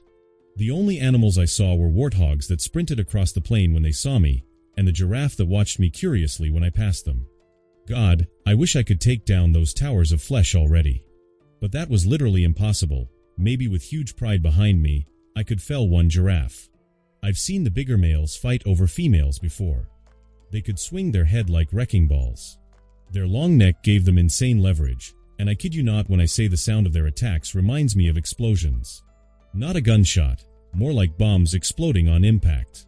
If you want gunshots, their hooves smashing the ground sounded like gunshots. You would never guess how powerful giraffes are until you see them firsthand. They could be put in the same category as rhinos and animals not to be screwed with, both animals being right below elephants. I turned my gaze back to the blue sky and made sure I was still following behind Grim. He was the only one guiding me this time. And so, I walked through the savannah for an hour, following behind the vulture in the sky. But after an hour had passed, Grim released a croaking scream. Vultures were one of the ugliest sounding birds in the world. The sound they made was like a person yelling, "Aakak," while being strangled by the eagle Khabib. It was an uglier version of a crow's caw. But no matter how unpleasant he sounded, it worked to catch my attention immediately. I stopped in my tracks and waited as he flew higher in the sky and circled a few times. And then he flew down and landed in front of me with a cloud of dust. "Is there something wrong?" I asked. "It's a herd of impala ahead," he answered. That was unfortunate. Impalas were still one of the hardest prey to catch, but I did not see how that was a problem. And the problem is, we are not the only ones hunting them. I do not know why they came all this way, but the Serengeti pride is here, Grim answered me with a hard nod. I sucked in a deep breath, and my mind immediately worked to assess the situation. Grim said he did not know why, but the reason why they came all the way over here was obvious. Prey was scarce for them, too. The herd of impala might as well be the last herd in the area that could be hunted. When resources were scarce, it made sense that we would meet on one of them eventually. "Are any of the kings there?" I asked, to which he shook his head. "It's only the hunting party, females. I saw 4 of them, but more are probably hiding nearby to stalk the herd," he said. "What should we do, my lord? If the females are here, I'm afraid the kings will not be far behind," he asked, but there was no real concern in his voice. Instead, I heard excitement in his tone. He was secretly eager to see how things play out. "Do you have any other herd or prey that I could hunt nearby?" I asked after thinking for a while. He shook his head once more, a hard no, "I'm afraid not." "Then it's obvious, we will hunt the herd as well," I said and continued onwards. It was not clear when I would find another herd or possible prey. I could not let my chance to feed slip by just because of other lions. I needed to grow as well. And you might think that I was afraid of the Mbali brothers and should avoid them for now, but the truth was quite the opposite. I was not reckless enough to start a fight with them and be the aggressor, but if an opportunity presents itself, I was more than willing to meet them again, face to face. The past 6 months were more than just training, eating, and sleeping. There were also results and progress. Grim took off to the sky once more, and we both headed towards the herd of impala. "Would you look at that?" I said while looking towards the herd of impala in the distance. I was still far enough that I could stand and watch them without scaring them off. My eyes were not focused on the prey. Instead, they were locked on the lionesses that was stalking them from the sides. I could not catch a glimpse of them, but since I knew what to look for, I noticed the movement among the sea of grass. "They know what they are doing, that's for sure," I commented while I watched them stalk the herd with patience. One of them slinked along the left flank of the herd. Another one mirrored her action and stalked to the right flank of the herd. They were closing in on the herd from both sides. The scene was vividly familiar to me. I remember following the hunting party back when I was just a small cub. They would use similar tactics as the one they were using. If those two are steering the herd, then the chasers must be, I said, and turned my head to look at the back of the herd. Right there, just like I expected, there were two lionesses staying low among the grass right behind the herd. Those two lions were the chasers. They would be the first to move and chase the herd. The two lionesses on either side would steer the herd towards a narrow path, which was referred to as the killing lane. The funnel tactic, or so my mother told me. My eyes wandered across the whole area, and I tried to predict where they were going to lead the herd. Mostly they would chase them towards an open area with good hiding spots. If possible, a sloping terrain was preferred. After I saw what should be the killing lane, I walked around the herd and headed towards there. My prediction was proven to be true as I felt a vibration on the ground when I reached the area. I saw at once the three female lions that lay among the yellow grass. They also noticed my presence and were growling at me with malice in their tone. I did not approach close to them. Instead, I lowered myself onto the grass as well. I was shamelessly joining them in their strategy and taking the situation to my advantage. Not long after, the chasers moved. The two lionesses on the back began chasing, causing the herds to start running away. When the herd was about to move in a different direction, the lioness on the left emerged from the grass. The impala released a fearful bellow, and then they changed their direction. They tried to move further to the right, but another lioness popped up from the grass. The herd was left with no choice but to run forward. They came like a stampede. The herd consisted of around 40 impalas, enough to shake the ground when they ran towards you. The three lionesses who stayed in the killing lane burst forth after the herd moved close to us. They were the ones responsible for taking down the targeted impala. Usually, it would only be 2 or 1 lionesses who stayed in the killing lane. But since the Serengeti pride were big, they had multiple lionesses stay in the killing lane to take down more than one prey. I saw them run towards different targets respectively. On the other hand, I remained in my place. I waited for a few of the impalas to come even closer to me, and when they were in my range, I exploded out. I did not have to chase after the impala for a long distance like they did. I simply came out like a crocodile from water and collided with the impala that came straight at me. The impala was a big male, and when he saw me, he was intending to headbutt me. His head was low, antlers facing forward, and then he charged. Usually, he would charge through a lioness with ease while leaving damage. But I reacted quickly and moved to the side. I used my paw to steer him away, barely missing my body, and then we crashed and rolled on the ground. We kicked up a cloud of dust in our struggle, but when the dust settled, I was holding him by the neck and suffocating him. Catching an impala had never been easier. Among the 3 lionesses in the killing lane, one of them failed, but the other 2 had their prey by the neck. They did not have the raw power to bring them down solo, so they waited and dragged the prey down. Soon, other lionesses came and helped bring down the impala fully. But by that point, I was no longer paying attention to them. I was busy with my own prey. I began dragging the impala away from the area. My eyes searched for a good place to eat, and when I saw a big bush in the distance, I headed towards there. The bush was void of green leaves, but the complex branches provided enough shade. It took more effort to drag the kill to the shade than it did to actually kill it. But when I reached there, it was worth it. The sun was at its peak in the sky, and under the relentless heat, even a small shade went a long way to cool the body. After that, I began tearing into my food as usual. Around half an hour into eating my meal, I was disturbed by the sound of thunder in the sky. Wait, not thunder. A roar. I pulled my head out from the inside of the impala and stared towards the direction of the roar. My face and mane were covered in blood as I prepared to greet the kings of this land.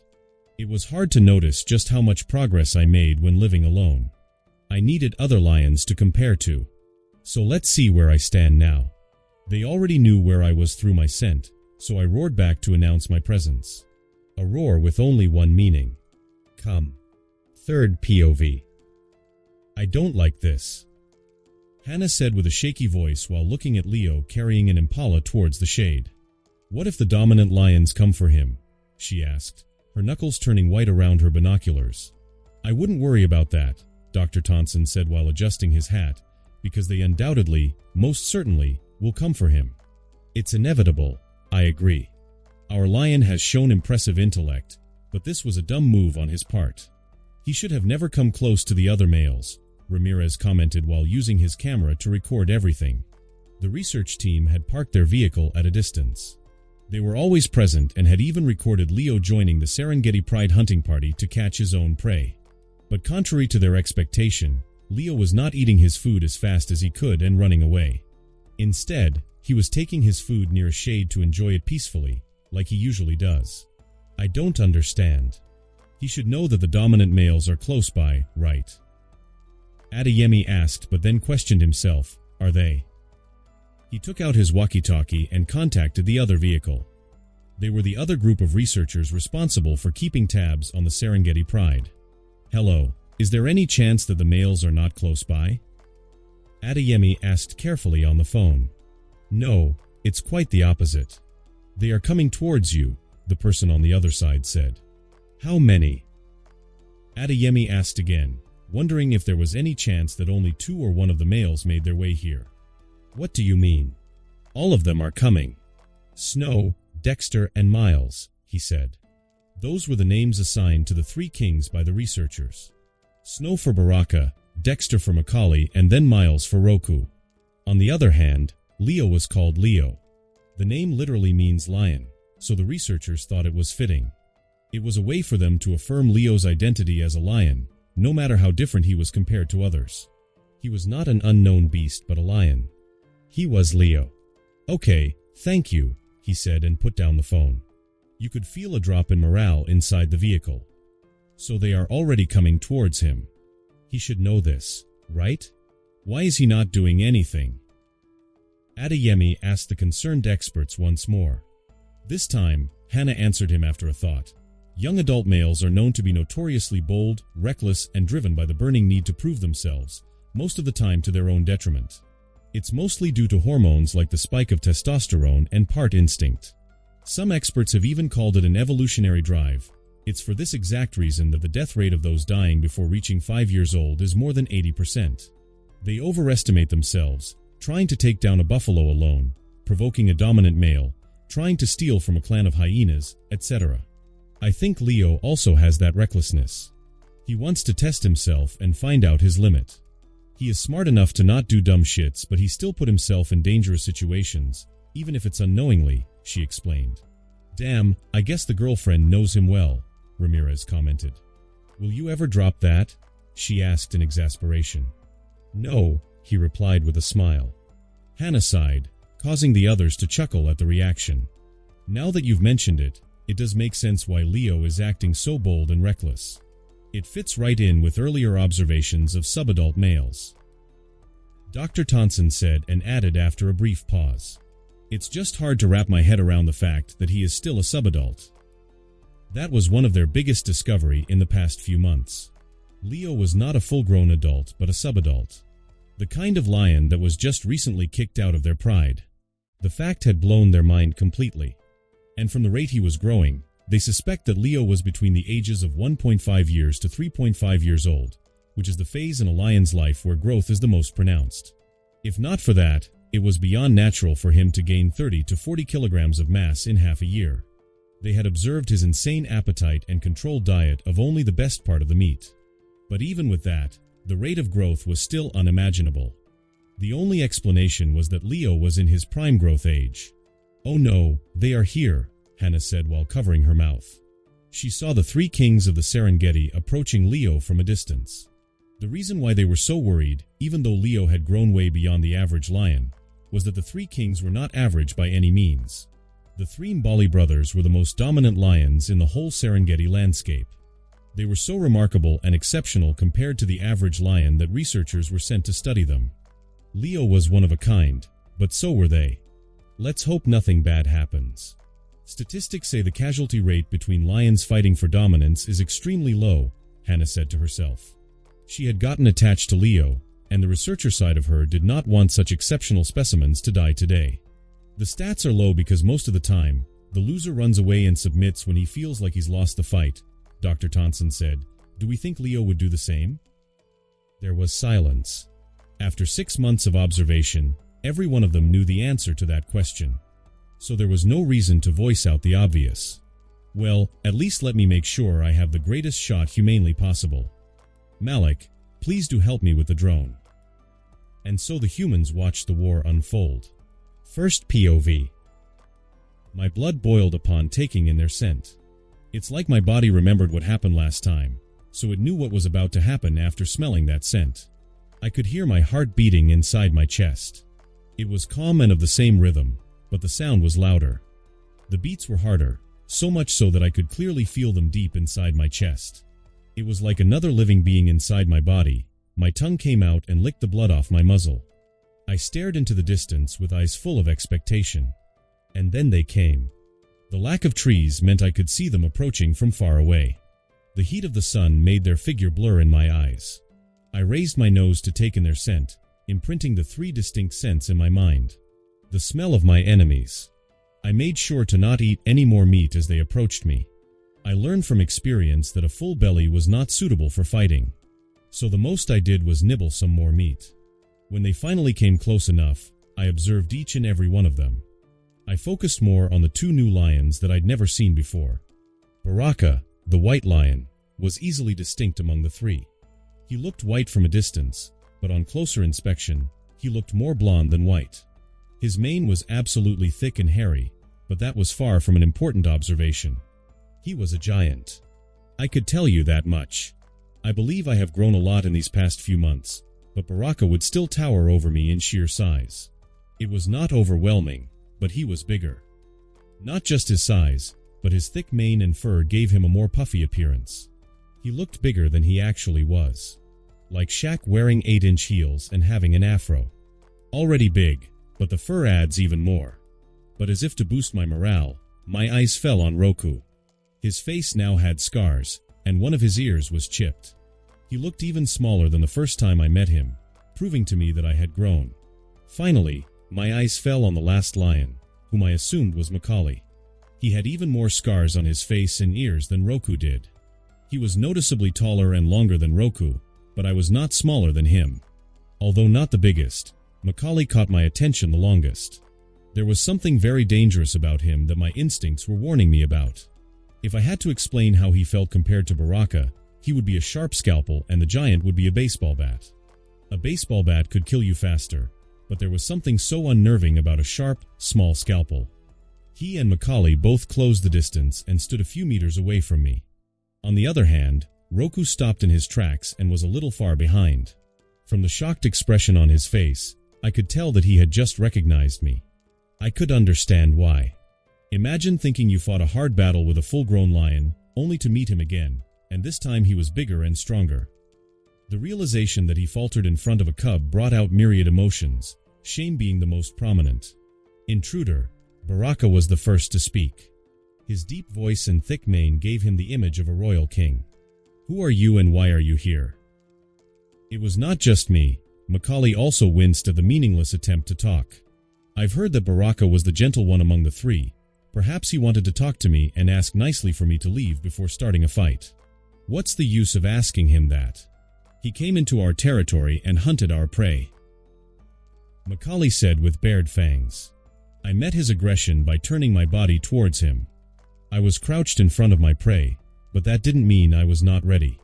It was quite the opposite. I was ready to explode into action at a moment's notice. We don't want to escalate things, Macaulay. The dry season is always tough on everyone. Neither party want injury in these dire times, Baraka said, speaking the truth. It was one thing to fight during the wet season when prey was abundant, but to fight during the dry season was just a fool's endeavor.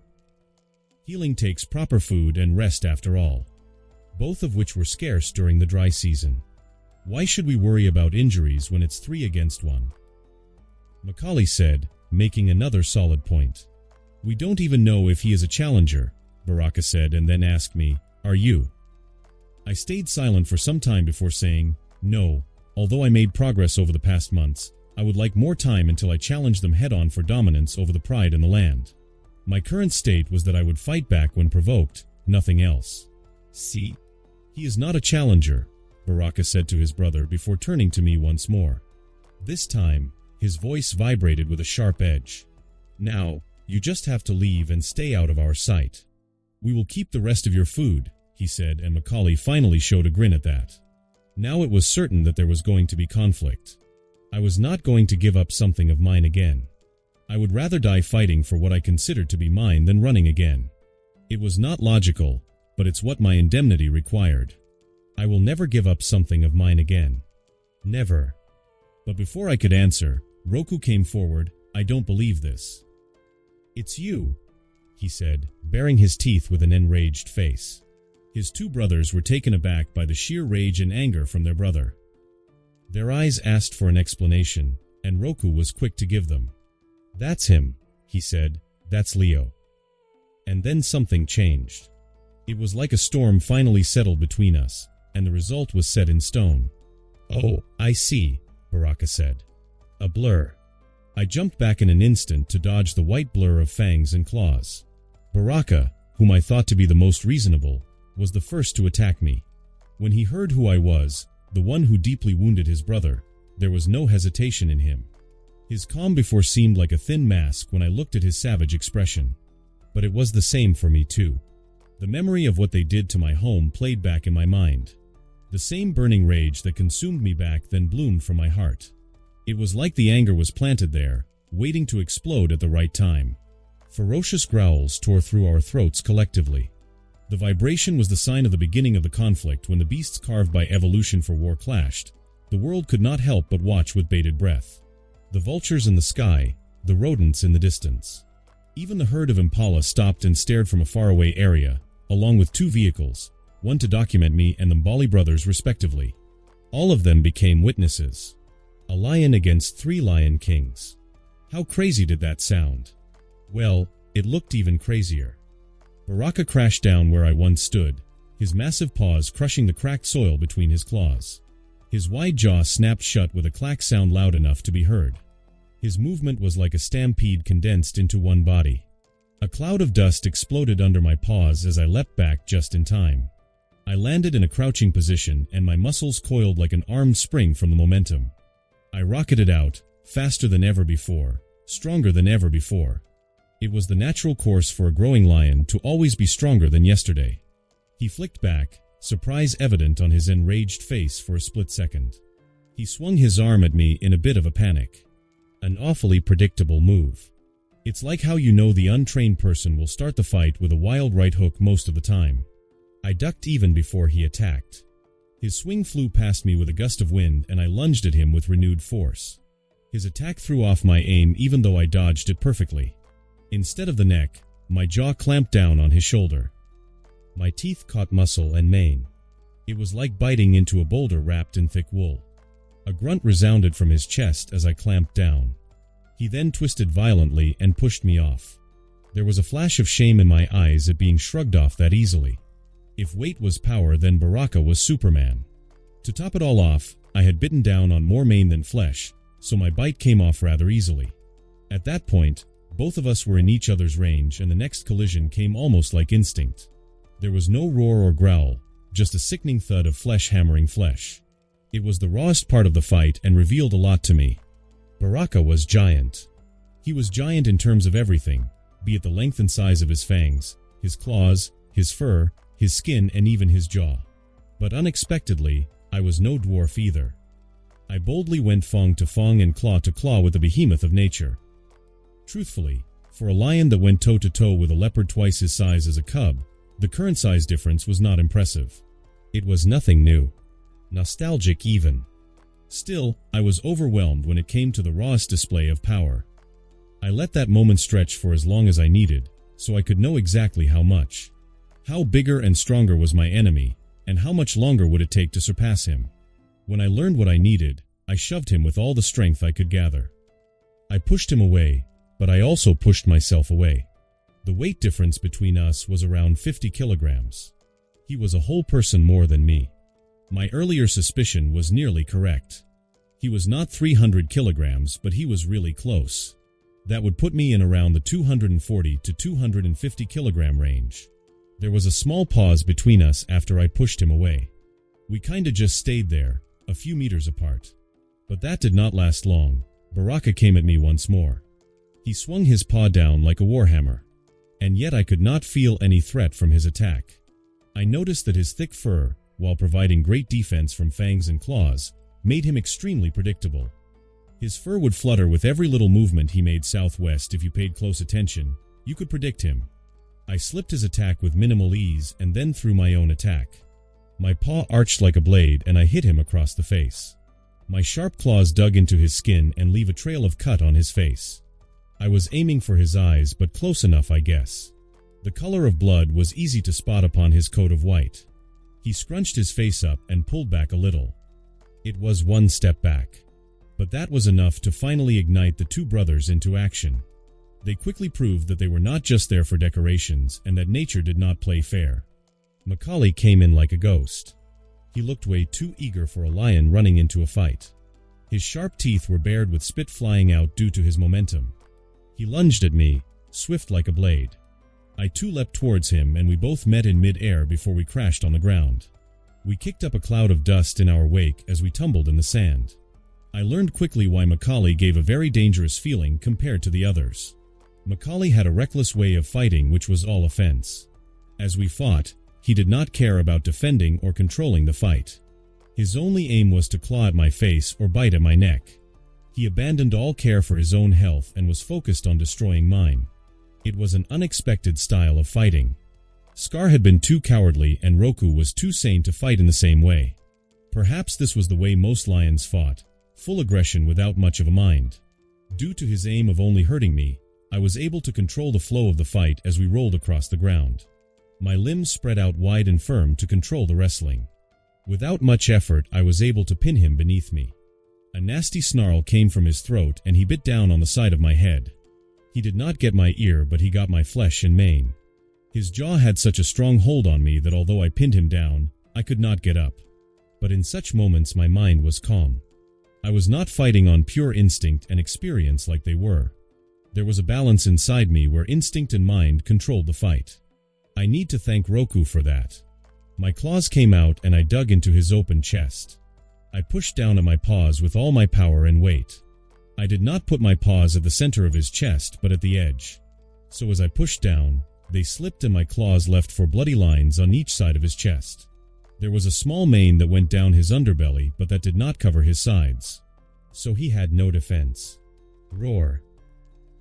A roar of pure agony left his throat.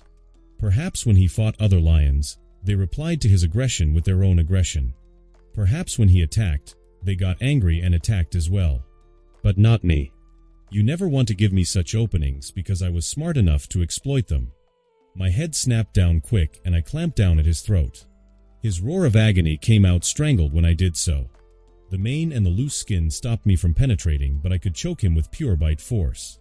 Alas, in a battle of 3 against 1. I did not have the luxury of choking out my opponent. It took too much time. I felt a weight crash down behind me. 2 distinct paws with sharp claws at the tip latched onto both of my sides. And then I felt a crushing bite at the back of my neck. My jaw released Macaulay and my head was pulled back. I roared out in anger and tried to grab behind me, but I couldn't reach him. I stood up on my hind legs, trying to get away from the crushing jaw, but it followed me. When I stood up, Roku followed by standing up as well and refused to release his bite. He was much shorter than me when we stand, so the back of my neck was his limit. I tried to spin around, but he followed my action so that he remained behind me. He could not contend against me in frontal assault the last time we met him. After 6 months, he realized his chances would be even worse. So he was determined to attack me from behind and keep the fight there. I was not able to turn around, but that was enough to know which side he was on. I reached behind me with my paws and then I grabbed his mane and part of his skin. For Roku, the world spun. It was no longer possible to keep his jaw shut when he flipped into the air. For me, I simply bent my back and pulled Roku behind my shoulder. He was shorter than me and was already at the tip of his toes, trying to keep his hold on the back of my neck. It could not have been easier to pull him off the ground and throw him over my shoulder. A perfect judo throw. Well, as perfect as a lion could do. His back crashed on solid ground with a thud. The air was knocked out of his lungs, causing him to release a silent scream while his eyes rolled behind his skull. When he came back to his senses, He only saw a blur of teeth coming down at him. There was no air to scream, so he released a weird sound while sucking in air. My jaw clamped down on his muzzle from the top. Then I proceeded to thrash around violently to try and tear his face off. I did not commit to my aggression though. I learned from last time that I couldn't focus on one opponent for too long. I released my jaw and then turned around just in time to see Baraka stampeding towards me. I did not have time to gather momentum, but I had to meet him head on. I stood on my hind legs when he lunged at me. Our arms hammered against each other as we both cancelled each other's swing. But when we clashed, I was pushed away due to my lighter weight and because I could not create momentum like he did. I rolled on the ground but eventually came to a stop in the same crouching position. My ears folded and my lips were pulled up to show my fangs. I could feel goosebumps all over my body and that caused my mane to puff out, making me look bigger and more dangerous than before. There was no more attack after that. The three brothers took their time getting up to their feet. I was also busy catching my breath. When things calm down, that's when you realize how out of breath you really are. A train of growl left my throat like a song. The deep vibration resounded through the surrounding. It was a warning. After the three of them stood up, they started circling around me ever so slowly. They did not growl back, simply circled around me to try and initiate the attack. In the meantime, something in my mind clicked into place. My mentality was that of an animal backed into a corner with his life on the line. So when they come, my main priority would be making sure to keep them out of the battle. After one clash. That meant clawing at their eyes, biting at the nose, and if I got the chance, tear out their testicles. There was palpable tension in the air that was thick enough to cut if you had a really sharp knife. The hot air did not feel like it contained oxygen with how unsatisfying each breath was. A chain of growls left my throat. The constant low vibration was a warning and a threat that they could not just hear but feel in their bones. They stayed silent and did not offer a warning of their own. After all, how could they give out threats when they couldn't do shit when we faced head-on? All three of them circled around me while I remained unmoving in my place. The moment of pause gave us time to observe each other. Macaulay was the most wounded among the three. He had attacked me so recklessly that he left his underbelly exposed. He had underestimated me too much and he paid the price in full. 8 cuts spilled out from his inner belly. The cut was not too severe, as lions have loose skin to protect them from such cuts. But the red liquid that spilled out from the cut was bloody. You bleed a lot more than usual while performing heavy activities and when your blood is pumping. So blood dripped out from his wounds and fed the parched ground everywhere he went. Roku was doing much better but didn't look the part. There were cuts and missing flesh on his face. The blood painted his face red, just like mine was. The only difference was that mine was painted from the blood of my prey, but the blood on his face was his own. Baraka was the least harmed among the three brothers. There was only a small patch of red on his shoulder. The small amount of blood would not be visible had it not been for his white mane. "You tailless abomination." Macaulay roared in anger to try and look intimidating, but he only ended up making himself look pathetic. Because even as he talked shit, he wouldn't take even a single step towards me. "I told you, brother, you don't know how he fights," Roku said in a calm voice while circling me. His words caught my interest briefly. Perhaps Roku had talked to them about me and explained why he couldn't kill me when questioned. But Macaulay, being the reckless warrior he was, did not heed his brother's words and tried to pull the same tricks he pulled on other rogue lions, only to find out the hard way that his brother was right and I did not fight like others. "I don't want to hear it." Macaulay replied to his brother in anger. They continued circling around me but without doing anything else. Every one of them was hesitating. I had replied to their attacks in blood, so no one really wanted to be the first one to jump into the fire. I could not take all three of them, that much was obvious to everyone. But the first person I decided to attack would have to pay the price in full. And no one wanted to be the one to pay the price. Roku had fought me once and lost, so he was not mentally there to fight me. Macaulay was the fiercest, but he was the most wounded, so he was not physically there to fight me. In the end, it was Baraka who took the first step towards me. Like I expected. I turned my whole existence towards him right then and there. My eyes locked on his and my gaze seemed to pierce through him. I remembered the decision I'd made in my mind, to fight in the most brutal fashion possible. He seemed to sense my killing intent and he froze after taking one step. He stared at me and I dared him.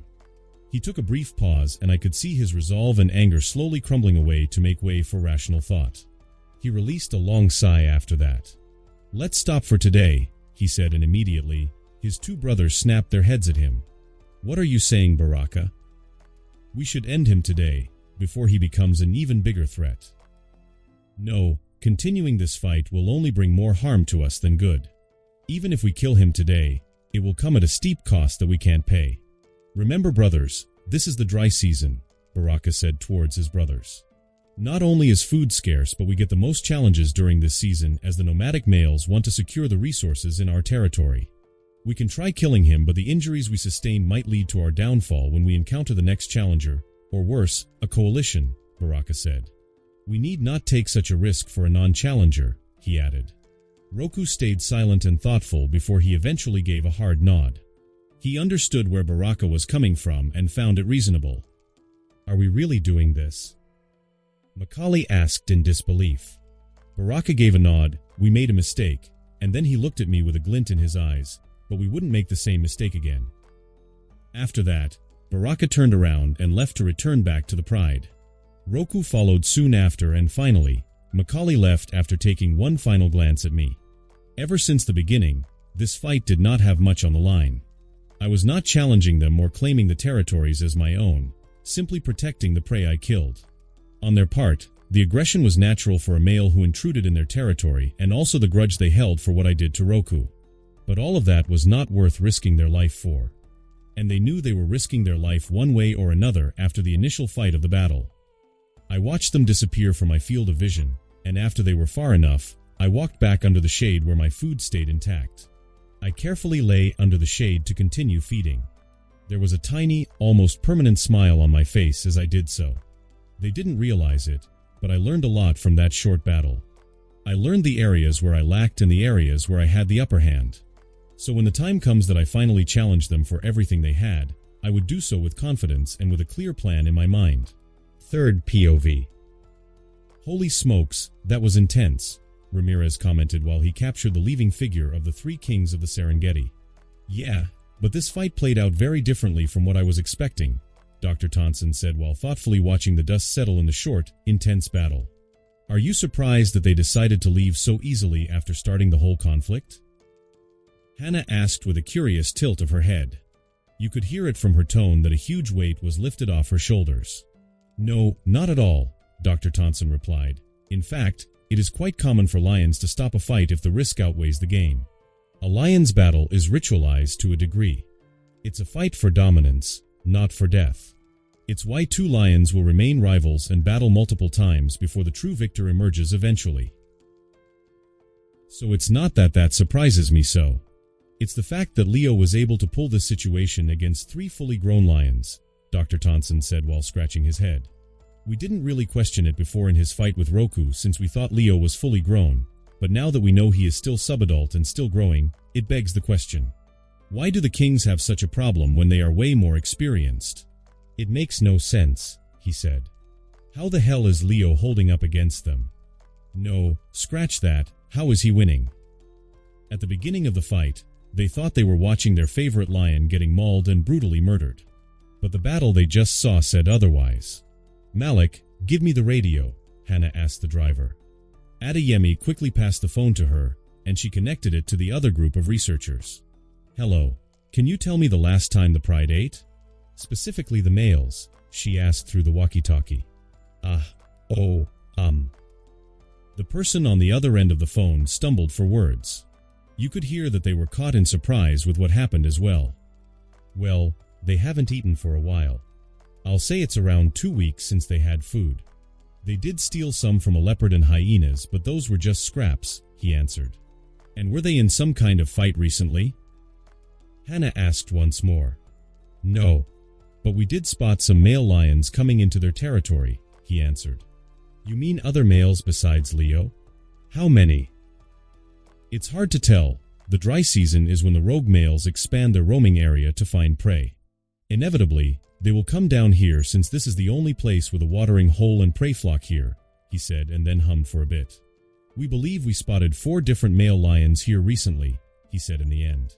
"Okay, thank you for the information," Hannah said and turned off the radio. The two research groups had divided and rarely meet these days since Leo and the Serengeti Pride live in opposite sides of the region. That explains a few things, Dr. Thompson said. Hannah nodded thoughtfully before she perked up with a different topic. Do you think Leo will ever encounter these rogue males as well? Probably, considering he hunts a lot, the doctor answered with a shrug.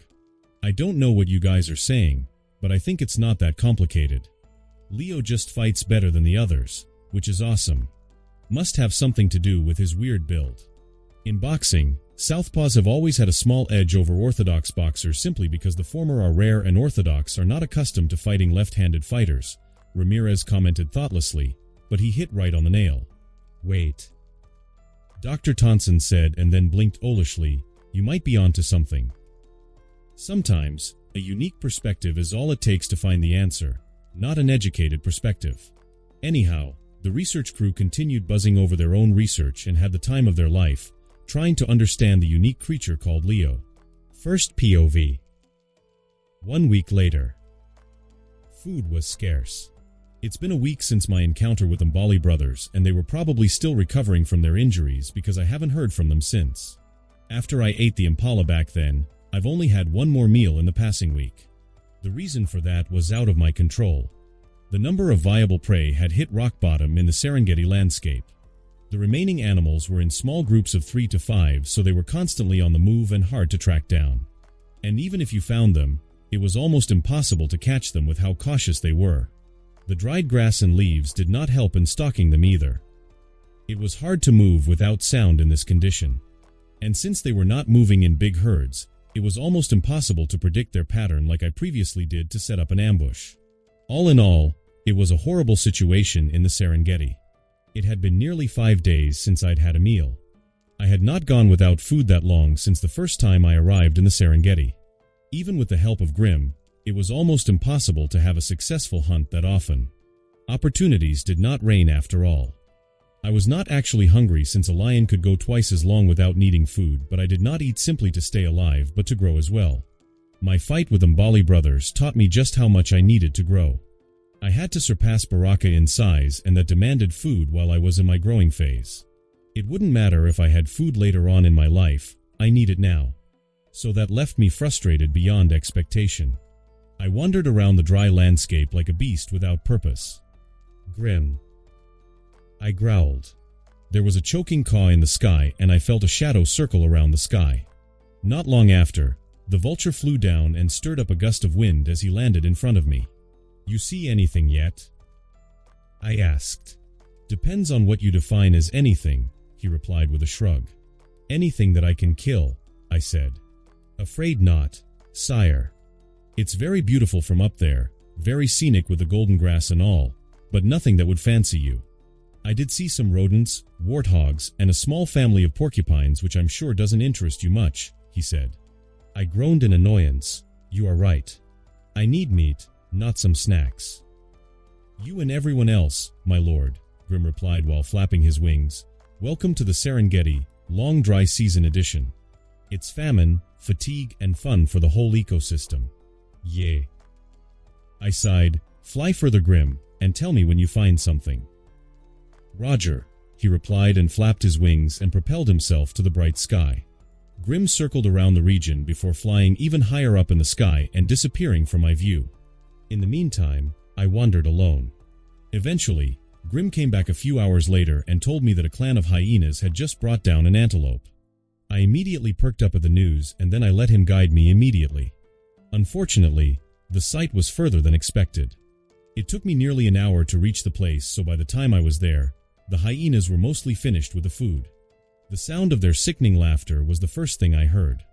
I quickened my pace, and when they came into view, I spotted around 9 of them near the carcass. They were eating at the remains of the antelope while the other hyenas had ran away with their share. I saw one hyena running with a part of the prey's leg while 2 other hyenas chased him down. But my focus was on the biggest part. I released a growl which immediately got their attention. When they saw me, recognition flashed in their eyes. Their hind legs buckled and their tails pointed down instead of pointing up for a fight. They knew me. This was not the first time I had robbed a hyena. Before, I did it just because, but now I was hungry. I roared and ran to them. My paws beat on the ground as I ran towards them as fast as I could. The hyenas spiraled into panic. Some of them tried to tear a chunk of the carcass while others ran without touching the food.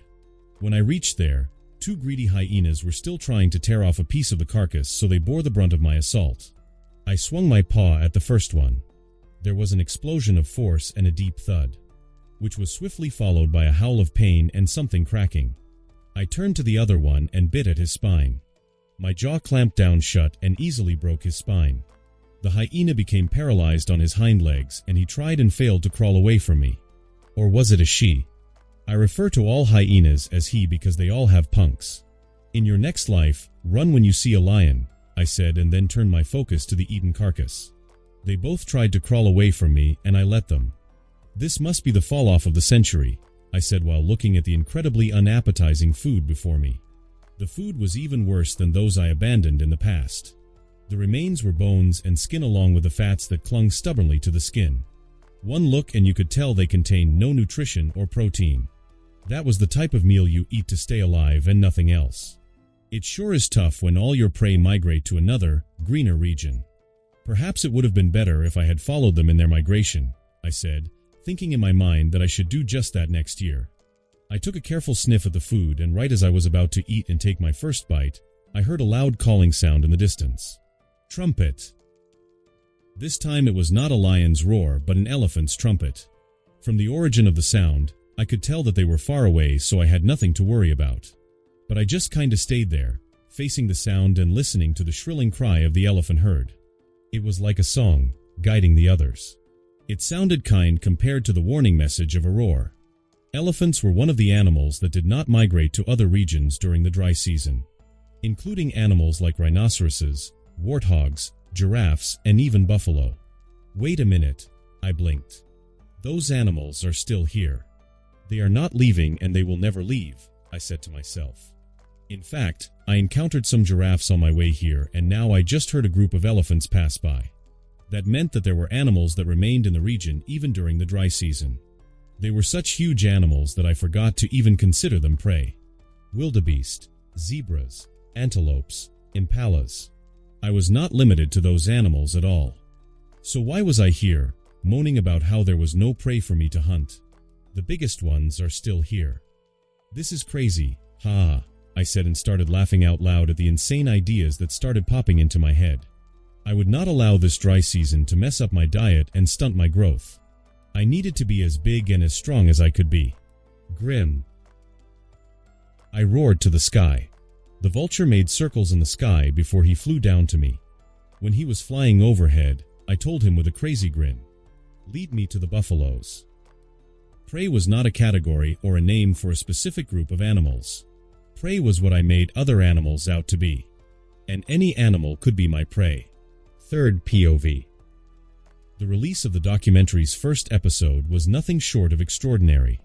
Leo was already a global superstar through animal edits and social media posts, such as articles and Instagram.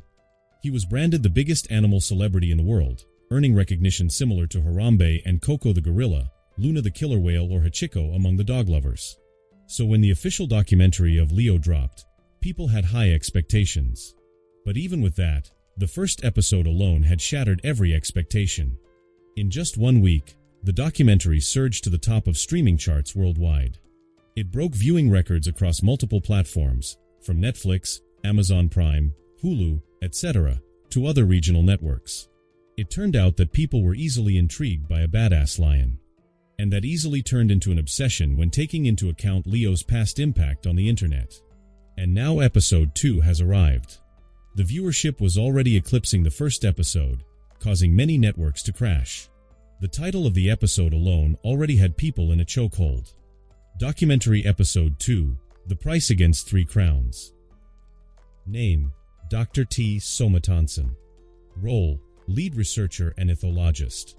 Nationality, Indian, from Nagaland, Northeast India. Age, 62. It was the 5th day since we had our first encounter with Leo. On that day, we witnessed him hunt for the first time. We were intrigued by his intelligence and his adaptive style of hunting, where he could come up with different strategies depending on his prey. The doctor began the episode by briefly recalling what was in the previous episode. It also gave us our answers on how he was able to hunt without a tail. The way his whole body structure had adapted to his disability and made it an advantage instead.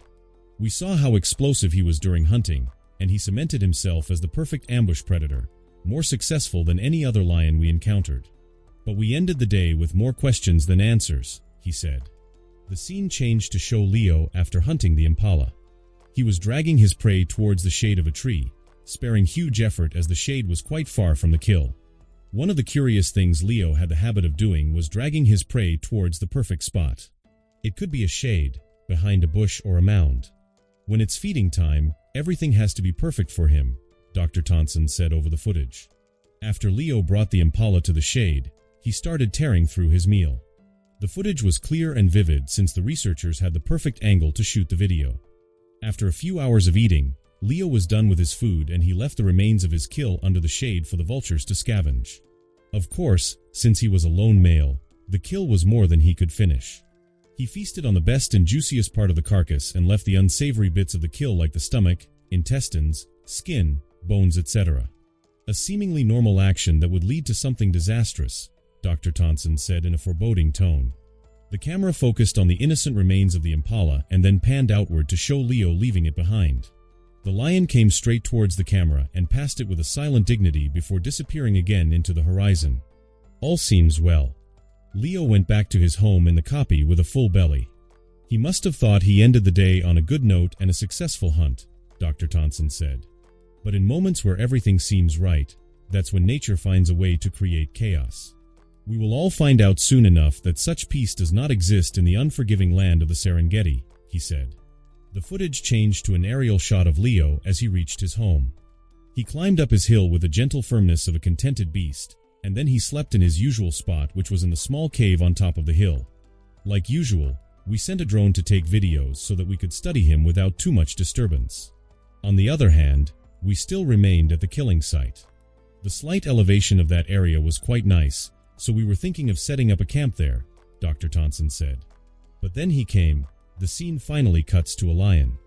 But this time, it was not the tailless beast that we had come to learn as Leo. Instead, the video showed a lion king fully grown and in his prime, slowly making towards them. This was the first time this character was introduced, so the camera slowed down and captured in detail how the lion moved.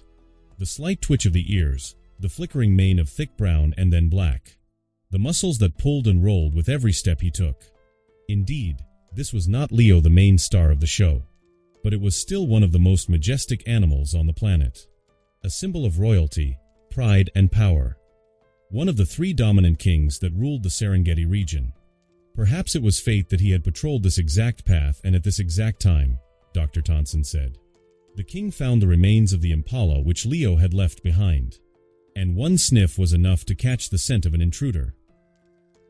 All of a sudden, Leo caught the attention he should never have, and we all knew something big was brewing on the horizon. The scene showed Roku curiously sniffing the remains. The smell of another lion was easy enough to decipher for his powerful nose. His eyes shift from the carcass towards the sky, and then Roku released a thunderous roar. It was the start of the war between Leo and the three kings of the Serengeti. It was a bloody war that spanned over 2 years and ended with only one lion standing. Name: Hannah Park. Role: zoologist and big cat specialist. Nationality: Korean American, from Seattle.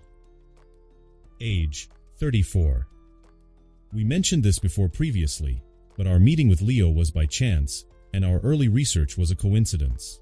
The reason why all those fundings, people and equipment were in the Serengeti was to study the pride led by these three kings. The researchers named them Snow, Dexter, and Miles, Hannah explained to the audience. The screen showed the three kings of the Serengeti and the researchers that were constantly studying them from a distance. And it was the lion we named Miles that found the remains.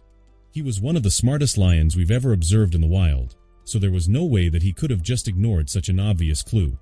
Had it been any of the other kings, they would just ignore it, but this specific lion was too intrigued by the fact that a predator left such good remains, and the scent was the final nail in the coffin. He started tracking Leo down almost immediately, Hannah said. The documentary showed footage of Roku, named Miles by researchers to honor the first man to photograph him, curiously sniffing the remains before tracking the scent on the ground like a dog. After a few sniffs, Roku followed the exact path that Leo took to get back to his home. It was like he could see the past with how accurate he was at tracking. Before we continue this, I want to give a short summary of what we knew of the three kings of the Serengeti. The three kings were blood brothers sired by the same dominant male. We believe they came from the southern fringe of the Serengeti and came down all the way over here after they were kicked out of their pride, Hannah began explaining. In their youth, the three brothers went on a campaign of conquest. They were bold and reckless like every young lion, but unlike others, they had the strength to save themselves from these reckless tendencies. Every one of them could be said to be superior in genes compared to the average lion, especially Snow and Dexter. They were extraordinary, formidable even alone. But what made them a true force of nature was the fact that they were in a coalition. A two-lion coalition was already uncommon, but a three-lion coalition was a rarity, she said. They were first observed by a photographer in their subadult days. It was during this time that they began their conquest. In total, they killed 6 different lion kings and took over 4 different prides. The territory they occupied now used to be shared among 4 different prides, which is the reason why it's extremely large, and Leo could remain unnoticed for a good while even in their territory, she said, and then a map was shown to accentuate her points. They drove off every lion in their territory and took everything for themselves. It's why their pride remains one of the biggest in the whole Serengeti, with 30 members and nearly half of them being fully grown lionesses. But as they grew old and became wiser, they stopped their campaign of conquest. It was also around this time that researchers were sent to study them in their own habitat, she said. The scene cut to a massive stretch of savanna with lionesses hunting, cubs playing, and the three brothers lounging on top of a massive rock like the kings they were. With that being said, you could understand how we felt when one of them finally tracked down Leo in his home in the copy. Leo, whom we thought at that time was a normal adult without a tail, although remarkable, would not have survived an encounter with one of them, she said. We followed the king as he slowly made his way to Leo. We were determined to get the full footage of the first confrontation between these two. Although we thought it would not end well with Leo, we were itching to see how he would fare against the king. How he would fight in his tailless self, she said. The scene finally cuts to said confrontation. It was early in the night with the sky painted with endless stars because the moon was barely visible on that night. The footage had a greenish hue, as the camera used night vision to take the video. It was too dark to capture anything with a normal camera. Leo came down and stood in front of the king. They both remained at a distance from each other until the king made the first move by circling around Leo. We thought for sure he would try to run, but Leo didn't give an inch. There was a pause. The lions were silent before they both erupted in beastly growls that shook the ground with their vibration. Little did we know, we were witnessing not the death of a rogue male in the hands of a king, but the first step towards the complete erasure of a legacy. Name: Dr. Marcus E. Velt. Role: Comparative Anatomist, Big Cat Specialist. Institution: University of Pretoria, Department of Wildlife Physiology. Nationality: South African. Age: 47. Marcus appeared in his lab once more with a stupid grin on his face. You could tell with one look that the doctor was excited to share his knowledge and explain just how incredible and awesome the fight they just witnessed was. Okay, at this point we have all heard a lot about how unique of a beast Leo actually is. It might already be annoying to some of you to hear the same thing over and over again. Yes, we know how his body adapted to his lack of tail. Yes, we know how he adapted his hunting strategy to suit his style of movement. Blah blah blah, everything it's all great, Marcus said while walking slowly towards the camera while the footage zoomed out so that he never actually came close. He took a long breath and then paused to stare at the camera. But what if I tell you that the greatest advantage that he had gained due to his uniqueness was not in hunting, he said, and the grin on his face widened to borderline creepy. It is not in running, jumping, strength, size, or anything that you can think of either. Although his unique build benefits all these attributes, they are not the ones that have gained the most, he said. In actuality, Leo has the greatest advantage when it comes to fighting. The scene changed to show a CGI display of Leo and other lions to compare him to. The virtual figures rotated to show a 360-degree perspective, while many texts point at specific parts of the body.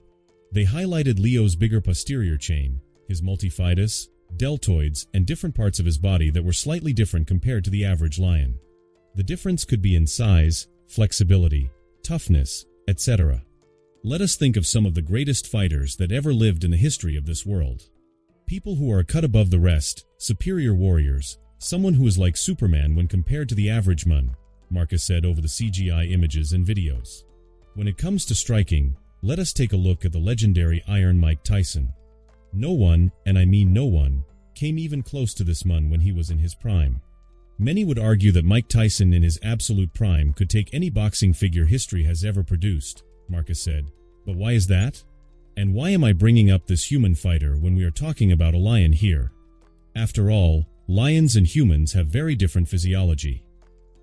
I am bringing this up because although a human and a lion could not have been more different in body, what makes them superior when it comes to violence and fighting is virtually the same. Explosive kinetic chain coordination, maximization of force output in minimal motion, reaction speed, anatomical control, etc., he said before pausing and thinking for a bit. Which is basically my nerdy way of saying explosiveness, technique, fight IQ, unique build, etc. He rephrased his own words. Let's start with being explosive. People often mistake being explosive to being fast or strong when in actuality, it's a bit of both. The talent to be strong and fast in a short amount of time can be said to be explosive.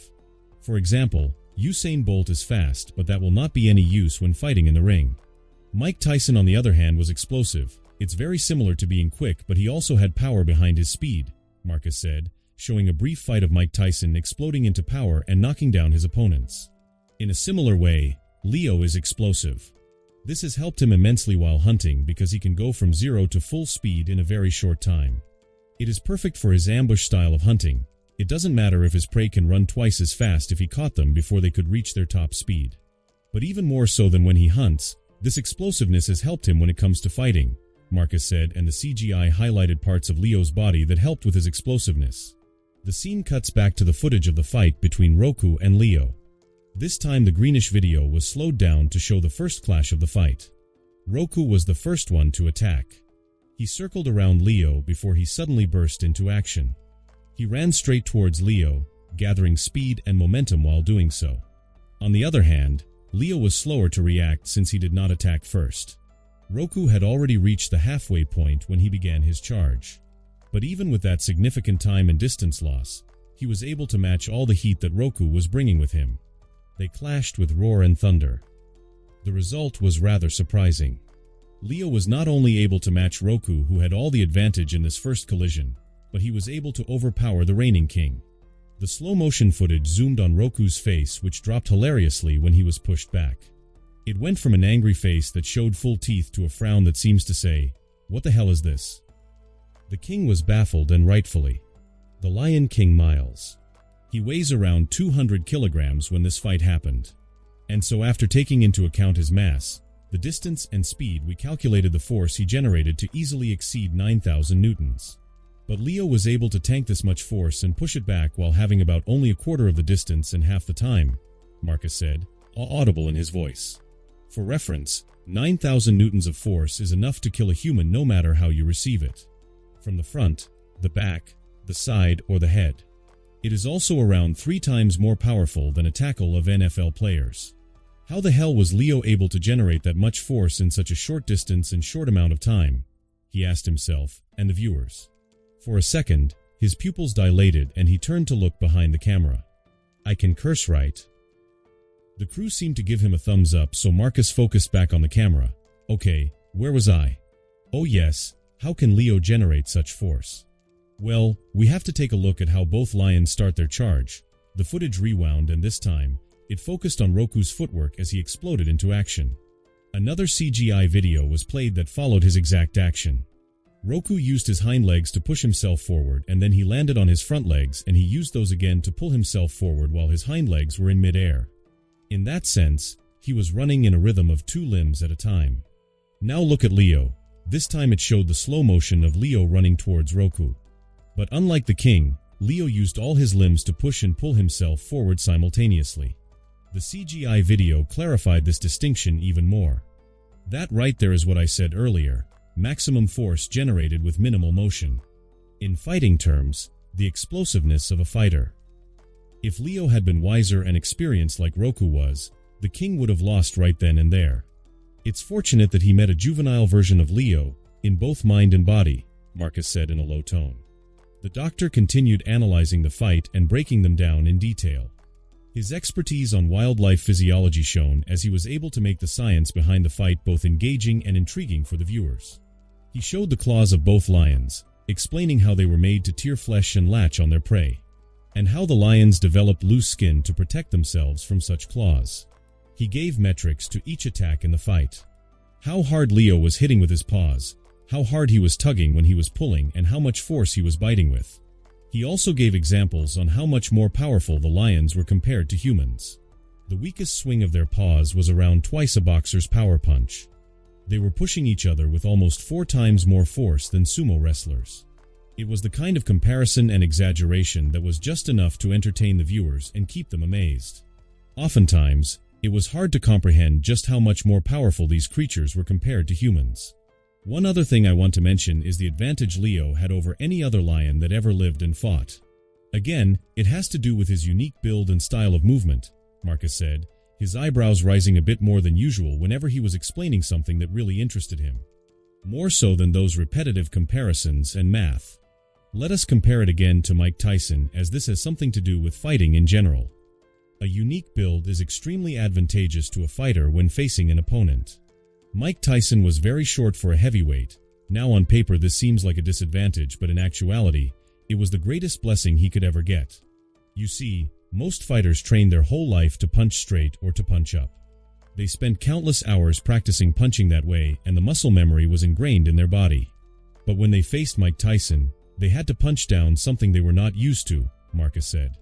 In that scenario, it doesn't matter if you practice 100 years on a punching bag. You never learned how to punch down. Tyson was also very much aware of this, which is why he would crouch down to make his head even lower than it already was. In this manner, he was able to negate the experience of his older opponents and become the youngest heavyweight champion in the world. To make this even worse for the others, the peekaboo style which Tyson mastered was a fairly new style of boxing invented by his coach. This made Tyson not only unique in build but also in style, Marcus said, and made a small pause after that. And now circling back to Leo, it was the exact situation for him as well. His unique build and style were unlike anything the older king had seen before. There was no way to prepare for it, train for it, unless you are fighting him. This gives him an edge in his fight against Miles, as we see in the footage. The king tried to fight Leo like other lions and failed almost every single time. His experience was becoming a weakness rather than a strength in the fight, Marcus finished, making his point across to the viewers. The audience was understanding more and more just why Leo was so strong and special. It was not just because he was lucky or was the main character. All these small things were stacking up to push him way above his peers. There was a reason behind his strength. It was not magic. Marcus continued explaining the fights, and the viewers were looking at everything from a new perspective. It was one thing to listen and another to listen and understand what was being said. But that understanding soon came to a halt as one shocking thing happened in the footage. A body slam, as if they were watching a wrestling match rather than a lion fight. Right. Marcus was all smiles as he witnessed the scene for the nth time. It would never cease to amaze him even if he watched 1,000 times. Ladies and gentlemen, there is no use playing ignorant or skeptical. What you just witnessed was a sense of leverage, fight IQ, and technique in the mind of a wild beast. Something like that is not possible otherwise, Marcus said slowly while replaying the body slam in slow motion. Fighting is not just about the body, but also the mind. We have heard quite a lot about Leo and his body and build. Now let us take a peek into his mind. Intelligence. I speak the truth and only the truth when I say that this is the greatest observation we make on Leo. Everything that makes him unique or special can trace back its source to his intelligence and eerie awareness. Marcus said while standing in front of the camera. And this intelligence directly translates to fight IQ for Leo when he is in a fight. It is perhaps one of the greatest advantages that a fighter can have over his opponent, Marcus said, and the scene changed once more to show the footage of Leo versus Roku. The footage was moved away to occupy half of the screen and the video played in slow motion. Meanwhile, a CGI version of the fight was also played in the remaining half of the screen to show more details than the blurry footage. Leo understood techniques and leverage, Marcus said, while the CGI zoomed to the precise moment Leo clashed with Roku and the younger lion grabbed the body of the king and body slammed him on the ground. The ability to manipulate your opponent using body weight, positioning, and sometimes even their own momentum. That is what leverage means in the context of fighting, and Leo understood that, Marcus said. This is not the only instance that we saw him use leverage, either, Marcus said while pointing at the screen where the fight continued playing. If you looked closely, you could see how Leo was using the momentum of his opponent to throw them or sometimes even lift them off the ground. And techniques, he said. Leo was shown swinging his paw at the opponent. But unlike normal lions that aim to tear at their opponent or aim to gouge out their eyes, Leo was slapping them and hitting them as if he were a tiger. There is no tradition or way you should fight for him. He will find the most effective way to hurt his opponent, and that is how he will fight, he said. At last, the video showed Leo biting at the tail of Roku and punishing him for having the limb. The king tried in vain to fight back, but he did not have anything to bite as Leo had no tail. That was also one way of showing how he was literally built for fighting. The tail was one of the greatest weaknesses an animal could have in a fight. Fighting dogs often had their tails cut because of this exact reason. A tail was useful for balancing when running or moving, but in a fight, it was only a hindrance. There is much to discuss, but that will be all for my analysis, Marcus said, and the CGI screens and videos stopped. The camera panned back and focused solely on him in the lab. He joined his hands behind his back and walked a few steps towards the camera. And as you see, ultimately the fight between the king and the prince ended in a draw. In nature, there can never be a fair fight and all factors are at play. Just that evening, Leo had eaten a full meal, Marcus said. You might be wondering how that affects Leo in a fight, so I will explain it briefly. After having a meal, the body directs blood and energy towards the stomach and intestines to focus on digestion. This means that the muscle had less blood than usual, which caused Leo to tire faster. The constant compression of the abdominal muscles also results in nausea and vomiting. Although no severe injuries were inflicted upon him, the battle took a toll on Leo, and the fight ended in a draw. But this fight, like we mentioned before, was only the start of a greater war. Name: Dr. T. Somatansan. Role: lead researcher and ethologist. Nationality: Indian, from Nagaland, Northeast India. Age: 62. After the fight with one of the kings of the Serengeti Pride, Leo returned to his home to rest for the night. The very next day, the two brothers of the king came to Leo's home. But fortunately for our lion, that took place while he was out wandering around the watering hole, Dr. Tonson said, his hand moving to create gestures as he told about the aftermath to the viewers. The two kings marked the copy with their scent and left before sundown. This would mark the end of the conflict between the coalition and Leo for the next 6 months, which is half a year, he said. The day after the battle took place, we had the chance to check Leo for his injuries, Dr. Tonson said, and the video of Leo climbing up to the research vehicle to check on the humans was shown. The doctor had a fond smile on his face while he looked at the scene. Yeah, that was our second close encounter with Leo. Perhaps we had piqued his curiosity since we were closer to him than usual. He came to us and observed us closely, one after the other, he said. We were quite relieved to find out that Leo suffered no fatal injuries other than minor scratches and bite wounds. If we compared his injuries to that of his opponent, the winner of the fight was clear. But what we also find were countless old scars upon his body, he said, and the video showed Hannah spreading Leo's fur to show the scars on his body briefly. Scars were not rare on a lion, but Leo had them everywhere on his body, even in places where he had a mane. We knew that it was unnatural, and there was no doubt a story behind every lining scar on his body, but we had come too late to find out exactly how he got those, he said, and rubbed his chin thoughtfully. Since Leo was only around 2 to 3 years old at that time, the scars must have come from when he was only a cub. This led me to theorize that perhaps Leo's pride was taken over by a new male, and the king tried to kill him at one point, as he was only a cub. But Leo somehow survived that. It would also explain why he lost his tail, but that is just a theory of mine. Every researcher who followed Leo had a theory of their own on what his cubhood was like, he said with a chuckle. I really like my theory and think it's the most plausible one. Imagine a lion that was forced to fight a king when he was a cub. A lion made to slay kings, he said in a voice more dramatic than before. Anyway, after the big fight happened, we continued our research on Leo.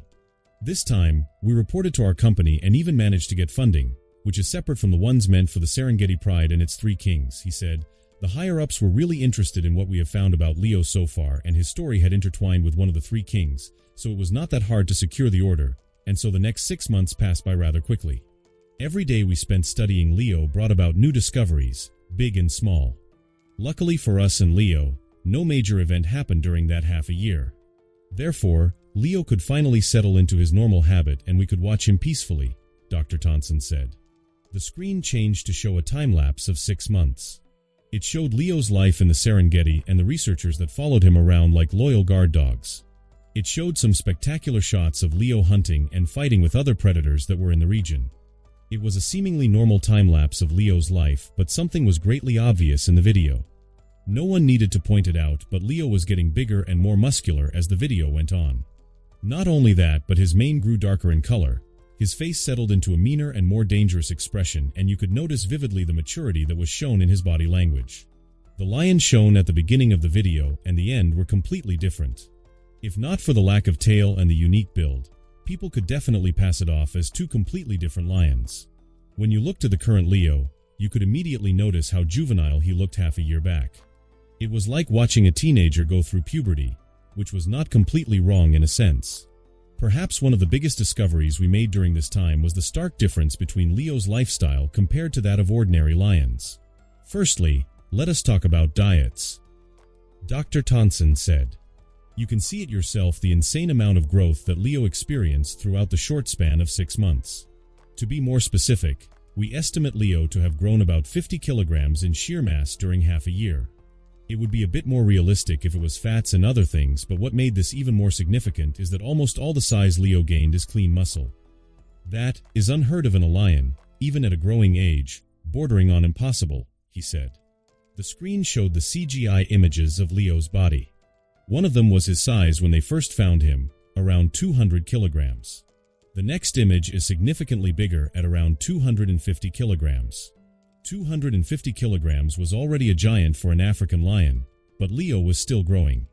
And for Leo to gain this much mass in such a short time, he had to eat a lot of food and engage in many activities. During our observation, we found out that Leo was hunting down fresh prey every 3 days. That is equal to the amount of times female lions hunt for their pride when they have multiple members and cubs, Dr. Thompson explained. The scene changed to show Leo hunting many times over the expanse of half a month. An impala, a wildebeest, a zebra, a baby buffalo, an antelope, etc. The videos were short but vivid. The shots of later hunts were much better than the earlier ones to show the improvement of the cameraman and how the researchers were starting to know his hunting patterns. In total, Leo hunted down 57 prey in the span of half a year. Compare this to the Serengeti Pride, which has a total number of around 30 members, with half of them being adult. They hunted down 122 prey in total during the same span of half a year, he said. The screen showed the statistics of hunts between Leo and the Serengeti Pride. If you did not know better, you would think that the graph was showing and comparing two unique lion prides in different regions. There was also one thing in particular that caught the viewer's attention. It was the success rate of both observations. Leo had a hunting success rate of 70% as a lone lion, while the pride that hunted in groups had a success rate of 51%.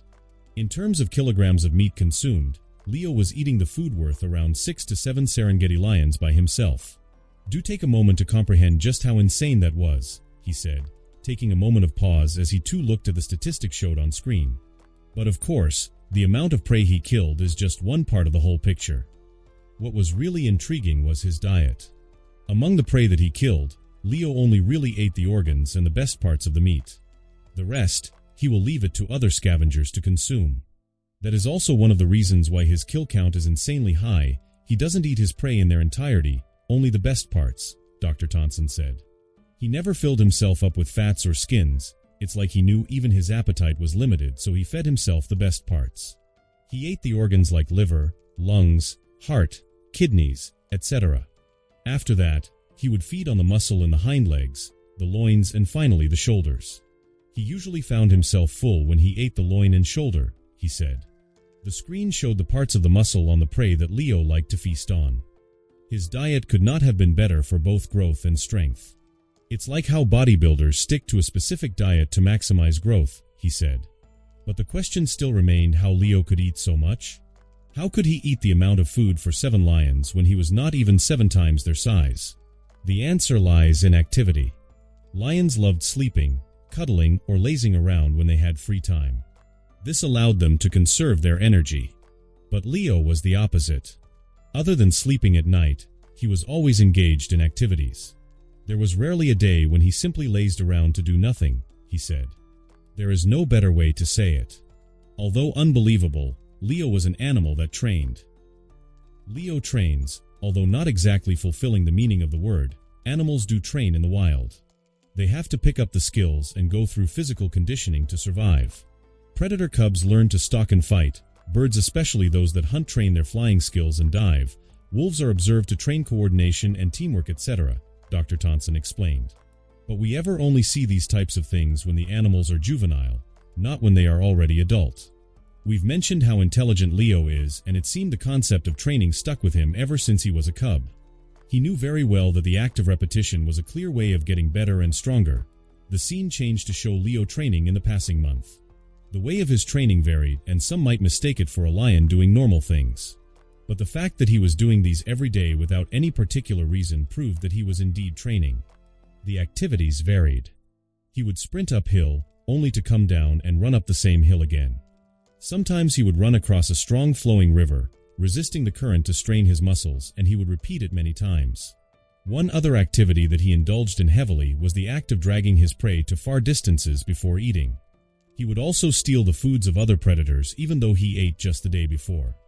He would drag their prey as far as he could, or sometimes climb a tree and put it there for no solid reason. He was particularly fond of putting the food of hyenas in trees or somewhere inaccessible, Dr. Thompson said. The scene showed the respective footage of each training method. It shows Leo sprinting up hills, dragging prey, or fighting with other predators. One footage in particular caught the eyes of the viewers. Leo was running across a river with a strong current. It was during the wet season, and although Leo was huge, you could see that he was actually being forced back by the current. It was a very dangerous and reckless method of training when the river was that strong. One crocodile even came close to Leo, thinking the lion was drowning. The crocodile attacked him and they disappeared into the river. There was a violently splash in the water for a while before it disappeared completely. After that, Leo came back on shore while dragging the crocodile. His teeth were clamped down on the back of the crocodile's head, his fangs penetrating the skull. Of course, the activities I've mentioned so far were just some of many. They are the ones that stood out to us because normally, a lion would avoid all of those activities. The uphill sprinting worked his leg and spinal muscles. Dragging heavy prey for long distance worked the back and forearm muscles, so on and so forth. The fact that he was eating so much food compared to other lions and him dragging his prey also increased his bite force to insane heights, Dr. Thompson said. The screen showed a clear picture of Leo and how these so-called trainings helped in overdeveloping his muscles. Even through the loose skin that should not reveal muscle definition, his body looked sculpted when he moved. He also trains to sharpen his skills as well. His frequent hunting, or his act of swinging his paws at the leaves of bushes as if training the accuracy of his strike, are some examples, he said. The screen shifted through the incredible footage of Leo that the researchers had taken over the course of half a year. The episode was stretching at this point, so not everything could be shown to the viewers. We can't show all the amazing things that we captured in this short episode, so if you want to access these raw footages, you can go to our website thekingarchive.com, he said, and the link to the website was also shown on screen. The incredible raw footages they captured during this short time were too wasteful to remain unseen by the public. So the production team wanted to put them out there for everyone to see. Leo spent the 6 months like that, eating as much as he can and training whenever he can. He was like a lion with a mission, completely driven by something because there was no reason to display such activities otherwise, he said. Well, we found out what was driving him, but that story is for another day and another episode. Time passed quickly when you were so engaged, and before we even knew it, the dry season came. The screen showed a time-lapse of the Serengeti. The land changed from its lush green savanna to a land that was mostly filled with dry grass and sand. The rivers dried out, leaving a muddy watering hole in their wake. The animals that would graze and wander through every inch of the Serengeti disappeared. The herds moved in number of thousands, and they were leaving the land in search of greener place. Their hooves stirred up sand, and they looked like a living sandstorm from above. The dry season in Serengeti is rough and unforgiving. The rains stop around May, and the change is drastic from then on. Within weeks, The grasses that once blanketed the plains begin to yellow and vanish. Surface water evaporates fast due to the heat, and nearly 90% of seasonal watering holes dry up by mid-June. We measured rainfall in March at around 130 millimeters. By July, it was less than 5 millimeters. It was not a gradual shift, it was a cliff. The animals living in these regions suffer this change in full. Animals die from dehydration. Most herbivores have no food to eat, so they migrate. If they don't move fast enough, they die of hunger. The screen showed the dry season and its consequences in full. A group of zebras collapsed due to dehydration. A multitude of animals fight over rivers that were now reduced into puddles. Elephants dig the land which was once a pool, only to get wet mud which did not quench their thirst but only worked to cool them down when they applied it on their skin. And it was not just herbivores either. The predators suffered as well.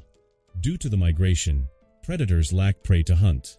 Their success rate can drop as low as 8% during the dry season. It was obvious to us immediately that Leo would not be able to maintain his huge diet during the dry season, and we were quite eager to see how he deals with this. At this point, we were used to being surprised by him, the doctor said. The lack of prey got to such a point that Leo and the Serengeti pride and its kings encountered in one of their hunts. We've said this before, but the territory of the Serengeti pride was huge, so much so that 4 other prides could exist in this region. Leo and the pride never meet during the 6 months. But as the dry season reached its peak, resources were scarce and they met when they tracked down the same herd of antelope. Finally, the screen showed Leo in the same footage with other lions. Leo was a lone male, and it was rare to see him with other lions. And when he was hanging with the lionesses during a hunt, it finally struck the viewers just how giant and beastly Leo looked compared to them. Leo was not only long, but he was wide. His muscles rippled and were in full display when he moved as the skin tightened around the body. One look was enough to know that he was a moving raw power and strength. And in this encounter, Leo and the 3 kings of the Serengeti met once more. This was the second time Leo and the kings come into conflict. The footage showed Leo tearing open his prey under a shade. After a while, 3 male lions came to disturb his peace. There was immediately tension in the air, and there were no longer comments from the researchers. The raw sound of the confrontation was the only sound in the footage. The white lion, Snow, immediately caught the attention of the viewers for being a giant. He was even bigger than Leo, although the lone male remained the more impressive one. It was like seeing a normal big and fat man with a smaller man who had a ripped body. The confrontation did not last long. The 3 lions tried to scare off Leo and chase him out of the area, but Leo did not budge. In the end, the standoff resulted in a short fight where Leo was able to fight on equal ground with the 3 brothers. Although brief, the result of the clash was bloody. But when the dust settled, Leo remained unharmed. The 3 kings of the Serengeti were forced to leave Leo alone, having to find out the hard way that it was not worth the fight. Leo was not some pushover that they could bully anymore. He was a lion stronger than every one of them if it came down to a 1 versus 1 fight. It was an interesting confrontation between lions. We can observe how smart these animals are. They are not just pure aggression, they know when to fight and when to back off. The dry season was no time to pick an unnecessary fight. They all know they need to conserve the energy to survive instead. It was also a very pleasant surprise that Leo was able to hold his ground against the 3 kings. I think no one expected that when it happened, although it might be expected now after having seen everything that he would accomplish in the future, he said. The scene briefly showed Leo finishing his prey under the shade and then cuts to the Serengeti pride eating their own prey. Although the conflict may have passed, the challenge of the dry season remained. With the amount of prey decreasing every day due to migration, how would Leo deal with this problem? We thought that there was a very big chance that Leo would try to take over the Serengeti pride since he had shown his prowess and lack of fear for the kings. We thought perhaps he would side with the many lone males that were wandering in the region and overthrow the current kings. If not that, we thought Leo was intelligent enough to follow after the migrating prey in order to secure his food source, he said. But no. Leo did none of that, Dr. Thompson said and shook his head. A smile teased his lips, as if he was aware of a joke that no one knew. In hindsight, the solution to his problem seemed obvious, he said and trailed off briefly. Leo started moving to bigger preys. He began hunting the animals that did not migrate during the dry season. Mainly, the buffaloes. This time, Dr. Thompson could no longer hold back a laugh. We thought Leo had made impossible progress during the past 6 months. How could we not? After all, he was able to gain 50 kilograms of mass in such a short time. but the progress he made after changing his diet to the buffalo's border line that of supernatural. The insane effort to take down even one buffalo coupled with their higher quality meat was a catalyst to the greatest period of growth in his life. I think I speak for everyone when I say we were not ready, not by a long shot, for the things that we witnessed during this period. End of Episode 2. First POV. African Cape Buffalo. Otherwise known as the Black Death due to their aggressive and unpredictable nature, which is backed up by immense strength and power. They stood proud as one of the few animals with screw-you strength. Unless a buffalo is aged, juvenile, or injured, no predators in the savannah really pose a threat. In rare instances when lions do hunt them, they do so with a whole pride. Even then, the risk of hunting Cape buffalo was more than half. And right now, I am hunting these animals. Either this was the length of bravery or the height of stupidity. The decision would depend on the outcome. If I succeed, then the world will call it bravery. And if I die, the world would call it stupidity. The line between these two principles was blurry like that. They are two sides of the same coin. But keeping logic aside, I felt pretty cool about hunting the Black Death. The intention alone was enough to make my blood boil with excitement. Buffaloes are herd animals. During the wet season, they could travel in numbers of up to thousands. They cover distance slowly as their pace is decided by the weakest member of the herd. In such numbers, they were more like a natural phenomenon than an animal.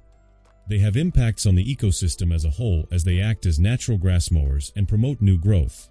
They aerate the lands they pass, acting as natural land tillers to increase fertility. They also create gateways for other animals as they clear forests, increase the size of dying watering holes, etc. But that was beside the point. During the dry season, the herd could not exist in such huge numbers, so they splintered into small groups instead.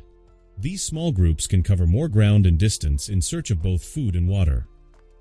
This makes them more vulnerable during the dry season than they were in the wet season. If lions were to hunt buffalo, this would be the best time to do so. It's almost hilarious how nature can be so coincidentally perfect. When it takes one opportunity, it gives another. It did not take long to track down one such small group of buffalo with the help of Grim. In no time, I could see the giant animals grazing in the distance. At that point, I came to a stop and observed the herd with analytical eyes. Soon enough, Grim flew down and sat beside me. Without looking away, I asked the vulture for more detailed information about the herd. That was Grim's role. He was my scout. My eyes and ears are in the sky. How many? 24 in total, Grim answered. 10 are adult females, 6 are calves, 4 are juveniles, and the rest are bachelors.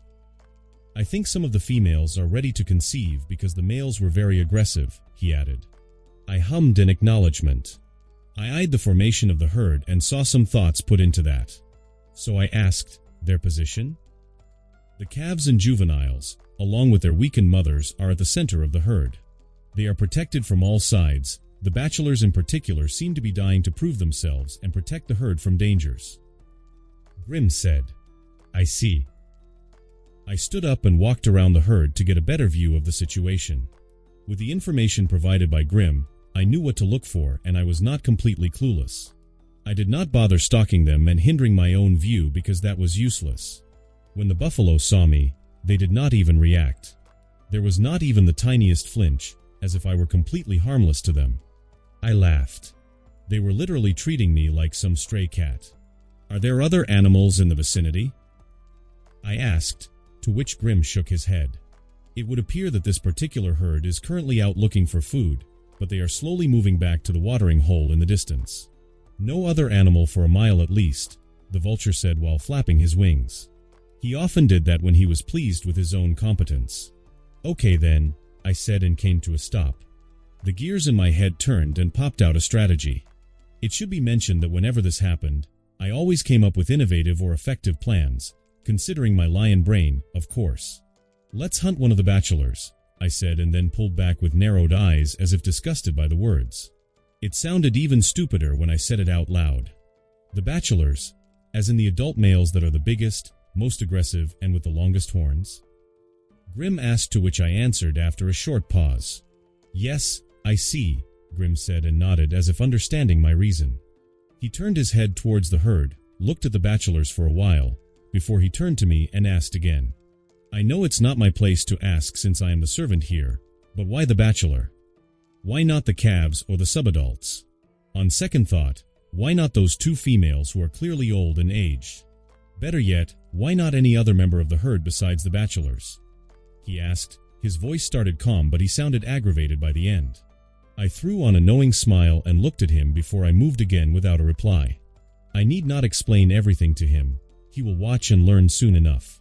This time, I moved even closer to the herd. I was starting to invade their space, and immediately, eyeballs turned to me. This time, it was not a curious glance or eyes with disregard. They were looking at me, wondering what I was up to. They knew that I was close enough to launch an attack, but the fact that I was alone seemed to confuse them greatly since lions mostly hunt them together. Some even looked around in search of other lions. Before long, I got the undivided attention of the 4 bachelors. The rest of the herd still stared, but they were not as focused as the males. Perfect, I muttered to myself while I continued to circle them. The sun was shining hot in the sky, and a few vultures that were under Grim circled in the sky to spread a tension of foreboding. The wind held its breath in that moment. Everything was vivid and clear. Ever so slowly, I tightened the circle and chased them into a tight space. They did not try to run, but no one wanted to be close to a predator either. Until eventually, they were backed into a tight invisible circle, and they reached their limit. One of the bachelors huffed loudly, a strong gust escaping his nose. And then he charged at me. I stopped circling and turned to face him. My lips peeled themselves to show rows of sharp teeth made to tear flesh, and my ears pulled back to show aggression. Let the hunt begin. So here is the idea. Buffaloes are very defensive animals. If the natural response to danger is fight or flight, buffaloes are the kind of animals that will choose to fight every single time. They are not prey that you chase down and kill, they are prey you need to fight and kill. The act of hunting a buffalo was truly a life or death situation. It was a huge risk with a huge reward. To make things worse, they are herd animals that evolved to protect each other and fight back against any predators together. This meant that they had the advantage not only in size but also in numbers. But here is the curious thing. If you observe closely, you will notice that the reaction of the herd when a predator targets a calf is vastly different from when a predator targets an adult. In the case of the calf, the herd will react almost immediately, and you will surely have angry mother buffaloes on your tail in just a few seconds. But in the case of the adult buffalo, the herd may be slower to react, and only the buffaloes who are close to the victim may fight back to protect them. This was the way buffaloes evolved. Even though they protect each other, there is a priority in who to protect and who to fight for. Not any member of the herd was worth risking themselves for. The calves were the first priority as they were the future of the species, followed by the subadults and then the pregnant or fertile females. On the other hand, the old and the ill were among the least priority. This was also proven by the positioning of the herd. They let the calves, subadults, and pregnant female members stay at the center of the herd so that the others could shield them in a protective circle. So although it might seem like a good strategy to target the calf or the weaker members of the herd, it was probably not the best idea when you really thought about it.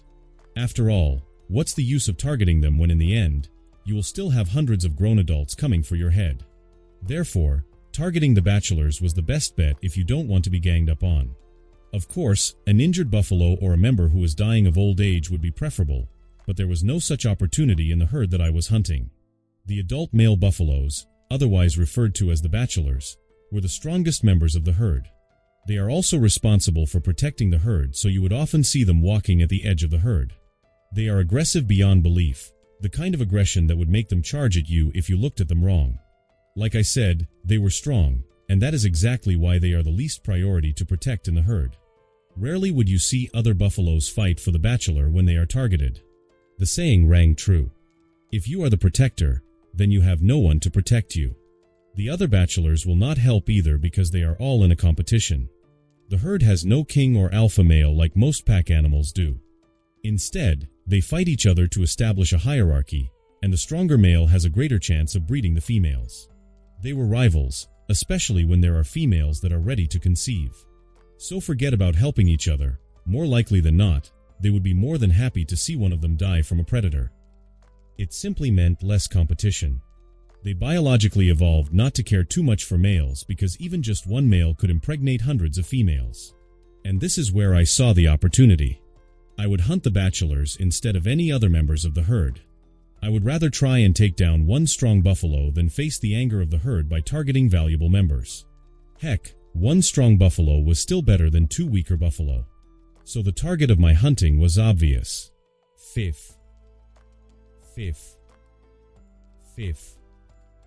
But as I watched one bachelor charging at me with full force and deadly intent, it became awfully clear to me that choosing the strong buffalo instead of targeting the weaker one was akin to choosing whether to burn or drown.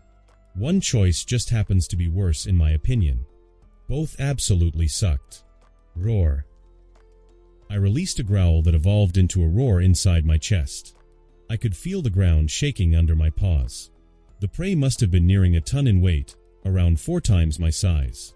He was heavy enough to shake the ground with each step he took towards me. My instincts came to life. It burned and told me loud and clear that taking the bull head-on was as close as it gets to certain death. I stood no chance. But ignoring all the primal instincts that have kept my species alive so far, I charged straight at death. The bull increased his speed when he saw me running towards him. He lowered his head and pointed his curved horns forward.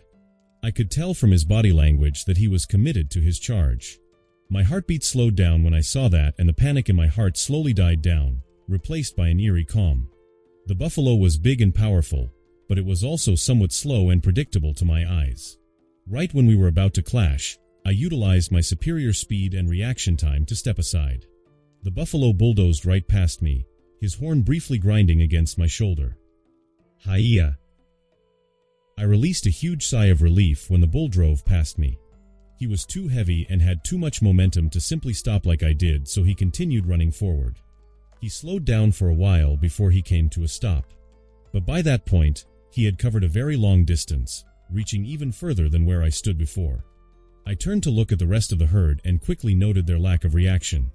No one was trying to help or continue the assault by attacking me too. I grinned at that. My prediction was true. They wouldn't gang up on me if I targeted the male. I shifted my attention back to the bull and roared at him before I ran in a curved line towards him. It was an attempt to flank him and also drive him further away from the rest of the herd. The bull bellowed before he stamped his way towards me. The sound he made was starkly different from the mooing of a cow. It sounded deeper, and if I was being completely honest, it sounded like something dinosaurs would make.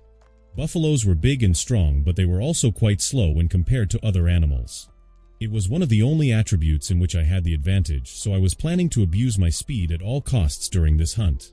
I faked charging at the bull to taunt him and make him run towards me, but in reality, I was always keeping him at a distance. The first plan of this hunt was to drive the buffalo far away from the herd. I knew it was unlikely that he would get help from the rest of the herd, but I did not want to take any chances. The bull chased me for a while before he realized that it was no use running after me. The animals in this world were not smart, but they were not absolutely clueless either. He knew that I was leading him astray from the herd, and he gave up on chasing me after stomping angrily on the ground. He turned around to run back to the rest of the herd in the distance. "No you don't," I said, and this time, I ran straight to the bull. The buffalo continued to have his back to me until I was only a few meters away from him. He tried turning to face me, but by that point, it was too late. I crashed into the side of his body while he was in the middle of turning. Although I was not as big as a buffalo, a predator weighing 250 kilograms crashing on you at full power was still a force to be reckoned with. The buffalo stumbled to the side, barely catching himself from falling to the ground. If not for his low center of gravity, he would be sprawling on the ground. My weapons came out in full. Teeth and claws dug into the body of the buffalo. There was penetration, there were cuts, but not nearly enough damage considering I was putting everything I had behind my attacks. Biting him was like biting a stone. He did not have loose skin or a thick mane to protect himself from my jaw. Instead, he had this incredibly thick hide that I could barely penetrate, and under the hide were muscles that felt like steel wires wrapped around a bone. I released a growl while trying to wrestle with the behemoth. I thought I could make him fall and push him on the ground while he was off balance. But no. The buffalo won the wrestling match the moment he decided to move. I only knew this before, but now I feel it. He was 4 freaking times heavier than me. He made Baraka seem like a house cat. I hung onto his body while the bull spun around in an attempt to hook his curved horns under my belly. He bent his neck to the limit, and eventually, he got the connection that he was looking for. I felt his curved horns digging into my skin, and before I could even try to get out, he shoved his head upwards. My whole body was lifted off the ground with a violent twitch of his head. I quickly reacted and moved away from the horns while I was lifted in the air. The bull tried to throw me up once more, but my body was no longer there. The moment my paws touched the ground, I moved away from the buffalo. He immediately followed my tail and he charged from behind me. Luckily, a lion was faster than a buffalo, so I was able to keep the distance between us. When I felt he was losing his aggression and slowed down, I did the same. I kept myself a few meters away from him. He was too far to attack me, but just close enough that he would continue trying. When he was about to turn around and leave, I would launch a brief attack to ignite his anger once more. My aim was to lead him even further away from the pride while also chipping away at his limited stamina. If there was one thing a buffalo lacked other than speed, it was endurance. The game of cat and mouse continued for a while. It only came to an end when the rest of the herd was not even visible on the horizon. Not only were we moving away, but the herd was also leaving him behind. After I felt that I had driven the bull far enough from the herd, I turned around to face him. This time, my intention was no longer to play cat and mouse. The first part of the plan is done, I said to myself. Grim heard it as he flew down beside me. What's the second part of the plan? He asked. Honestly, I didn't plan that far ahead, I replied. The buffalo stood around 7 meters away from me. He was carefully observing me in his place. One look at his face was enough to know that I had pissed him off. He stomped his hoof on the ground before scraping a line and kicking up dust. Now I stood facing him. The air between us flickered due to the heat of the sun, and I slowly crouched down in a hunting position. Fiff. A gust of wind left the enlarging nostrils of the bull. I guess this was it. I either kill this behemoth or die trying. This second life of mine was an extra, and I refused to live it without pride and greatness. My brain worked to put together all the strategies that I'd thought of before the start of the hunt. It was completely different to think during that time and now. In this intense situation, it was hard to even remember my plans. The most obvious weakness of the buffalo was the eye. But the problem was that the eyes were attached to the head, which was the most dangerous part of the buffalo. The huge horns right above the eyes was a truly demotivating sight. Not just the horns, but the eyes were probably protected by natural reflexes as well. Buffaloes clash their heads to fight after all. If they didn't have an insane reflex to protect their eye, then they would become blind very often. The other weakness that I could think of was the underbelly, the inner thighs, and the throat. But how the heck was I going to damage those when the beast in front of me was designed to be a living tank? And of course, the balls were a solid target as well, but I would probably get kicked straight to heaven if I ever got behind the buffalo. I did not get a chance to think for long as my prey finally burst into action. He exploded out, muscles rippling with raw strength and power. You could hardly imagine stopping him when you watch him charge. In the end, there was no way of winning this fight unharmed. I had to get comfortable with the idea that I was going to pay a price for what I was trying to achieve. It was my first time hunting a buffalo, and I had no one to teach me how to do this correctly. So I had to figure it out myself and accept the fact that I was going to get hurt doing so. I erupted into a sprint when I saw the buffalo reach the halfway point. I also had raw explosive power when I moved, albeit I did not have the weight to generate force as much as he did. When we were about to collide, I leapt into the air. A guttural roar left my throat, and my fangs and claws were bared. We collided. It was not even a question of who won the collision. I felt the air knocked out of my lungs, and my chest felt absolutely numb. But my strategy of tiring the buffalo and driving him away from the herd worked wonders, as the clash was not as painful as I thought it would be. My paws were off the ground when the bull crashed his head into my chest. So instead of taking the full brunt of the force, my body yielded and rode along with the force. This made the impact much more bearable, but in return I was being thrust forward and the buffalo continued charging. The claws on my right paw dug into his shoulder so that I could hang onto his body. In the meantime, my left paw found a target on his face. My claws drew 4 red lines down his face and onto his eyes. The buffalo released a bellowing scream before he went into berserk mode. His neck twisted and his head burst forth. I felt myself being ragdolled while I hung on to his body. The buffalo raised its head once more, nearly throwing me off before he slammed me on the ground. My back made an impact on the ground, and before I could groan, I felt an immense weight on my chest. I roared in pain as the bull started crushing me between his head and the ground. My back ground against the rough earth and a huge pressure was on my chest. The buffalo continued raising the ground with my body for a few meters before he came to a stop. His breathing was loud and heavy, like the cooling of an overheated engine. His head continued pinning me to the ground, but half of his face was bloody with 4 lines cutting diagonally. One of his eyes was gouged out and hung loosely by the optic nerve.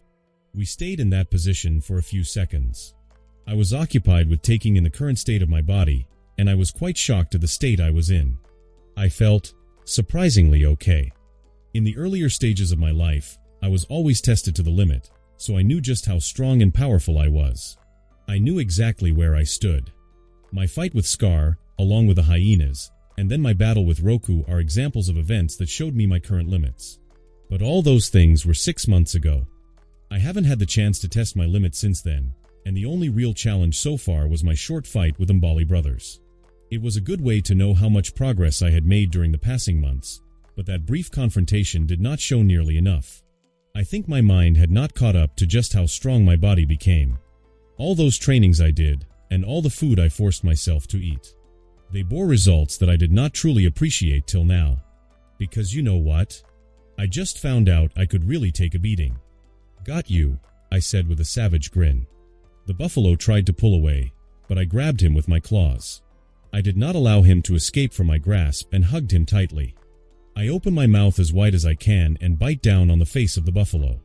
Adrenaline flooded my body, and I could feel the powerful beat of my heart. I had never felt so strong before. My body flexed, the result of all my hard work so far, and my mind stopped doubting my body. It was at this moment that I was certain. I was going to have a good meal tonight. I could feel my back muscles rippling and wringing out every last bit of strength to hold the buffalo in place. The moment my jaw clamped down on his face, the beast jerked his head in one powerful movement. In doing so, he was barely able to protect his remaining eye from my rows of sharp teeth. "You." "Impossible," the buffalo bellowed in a deep voice as he was unable to lift me off the ground. He was a different kind of monster when he was still fresh, but after tiring out, he could not ragdoll me as easily as he did before. My claws dug further into his skin, and my teeth were starting to tear at his face. The sounds he made were like he had a storm inside his throat. The intake of his breath was rough and needy, and his exhalation sounded like the roar of a broken engine. Under the searing heat of the savannah, both of us were tired and overheating. But the bigger beast was having a much more difficult time than me. I readjusted my jaw, slowly making my way down along his rectangular face. I was already biting below his eyes, and climbing up would require my jaw to release its hold entirely, so I shifted my target instead. My back leg was planted on the ground, refusing to yield to the movement of the buffalo. I was resisting every little twitch and movement he made, and I was also using my body weight to weigh him down. All of this was to make sure that the beast remained tired and never got to catch his breath. With my front paws holding him in place, I quickly released the crushing pressure of my jaw so that I could move downward and clamp down on the nose of the buffalo. Since I was not able to kill the buffalo due to his thick hide, my next intention was to kill him by suffocation. So I blocked his airway with my mouth. Animals could not easily switch between the nose and mouth for breathing, so the effect was immediate. The buffalo reacted fiercely to my attempt at suffocating. He jerked his head up, and this time he was able to move me with his sheer strength. He was not able to lift me off the ground, so he drove me forward again instead. His hooves pounded heavily on the ground. He stomped on my back paws while he stamped forward. I increased the pressure of my jaw as I gritted in pain. This then led to the buffalo struggling even harder than before. It was a never-ending chain where we riled each other up every moment of the fight. We wrestled like that for a while.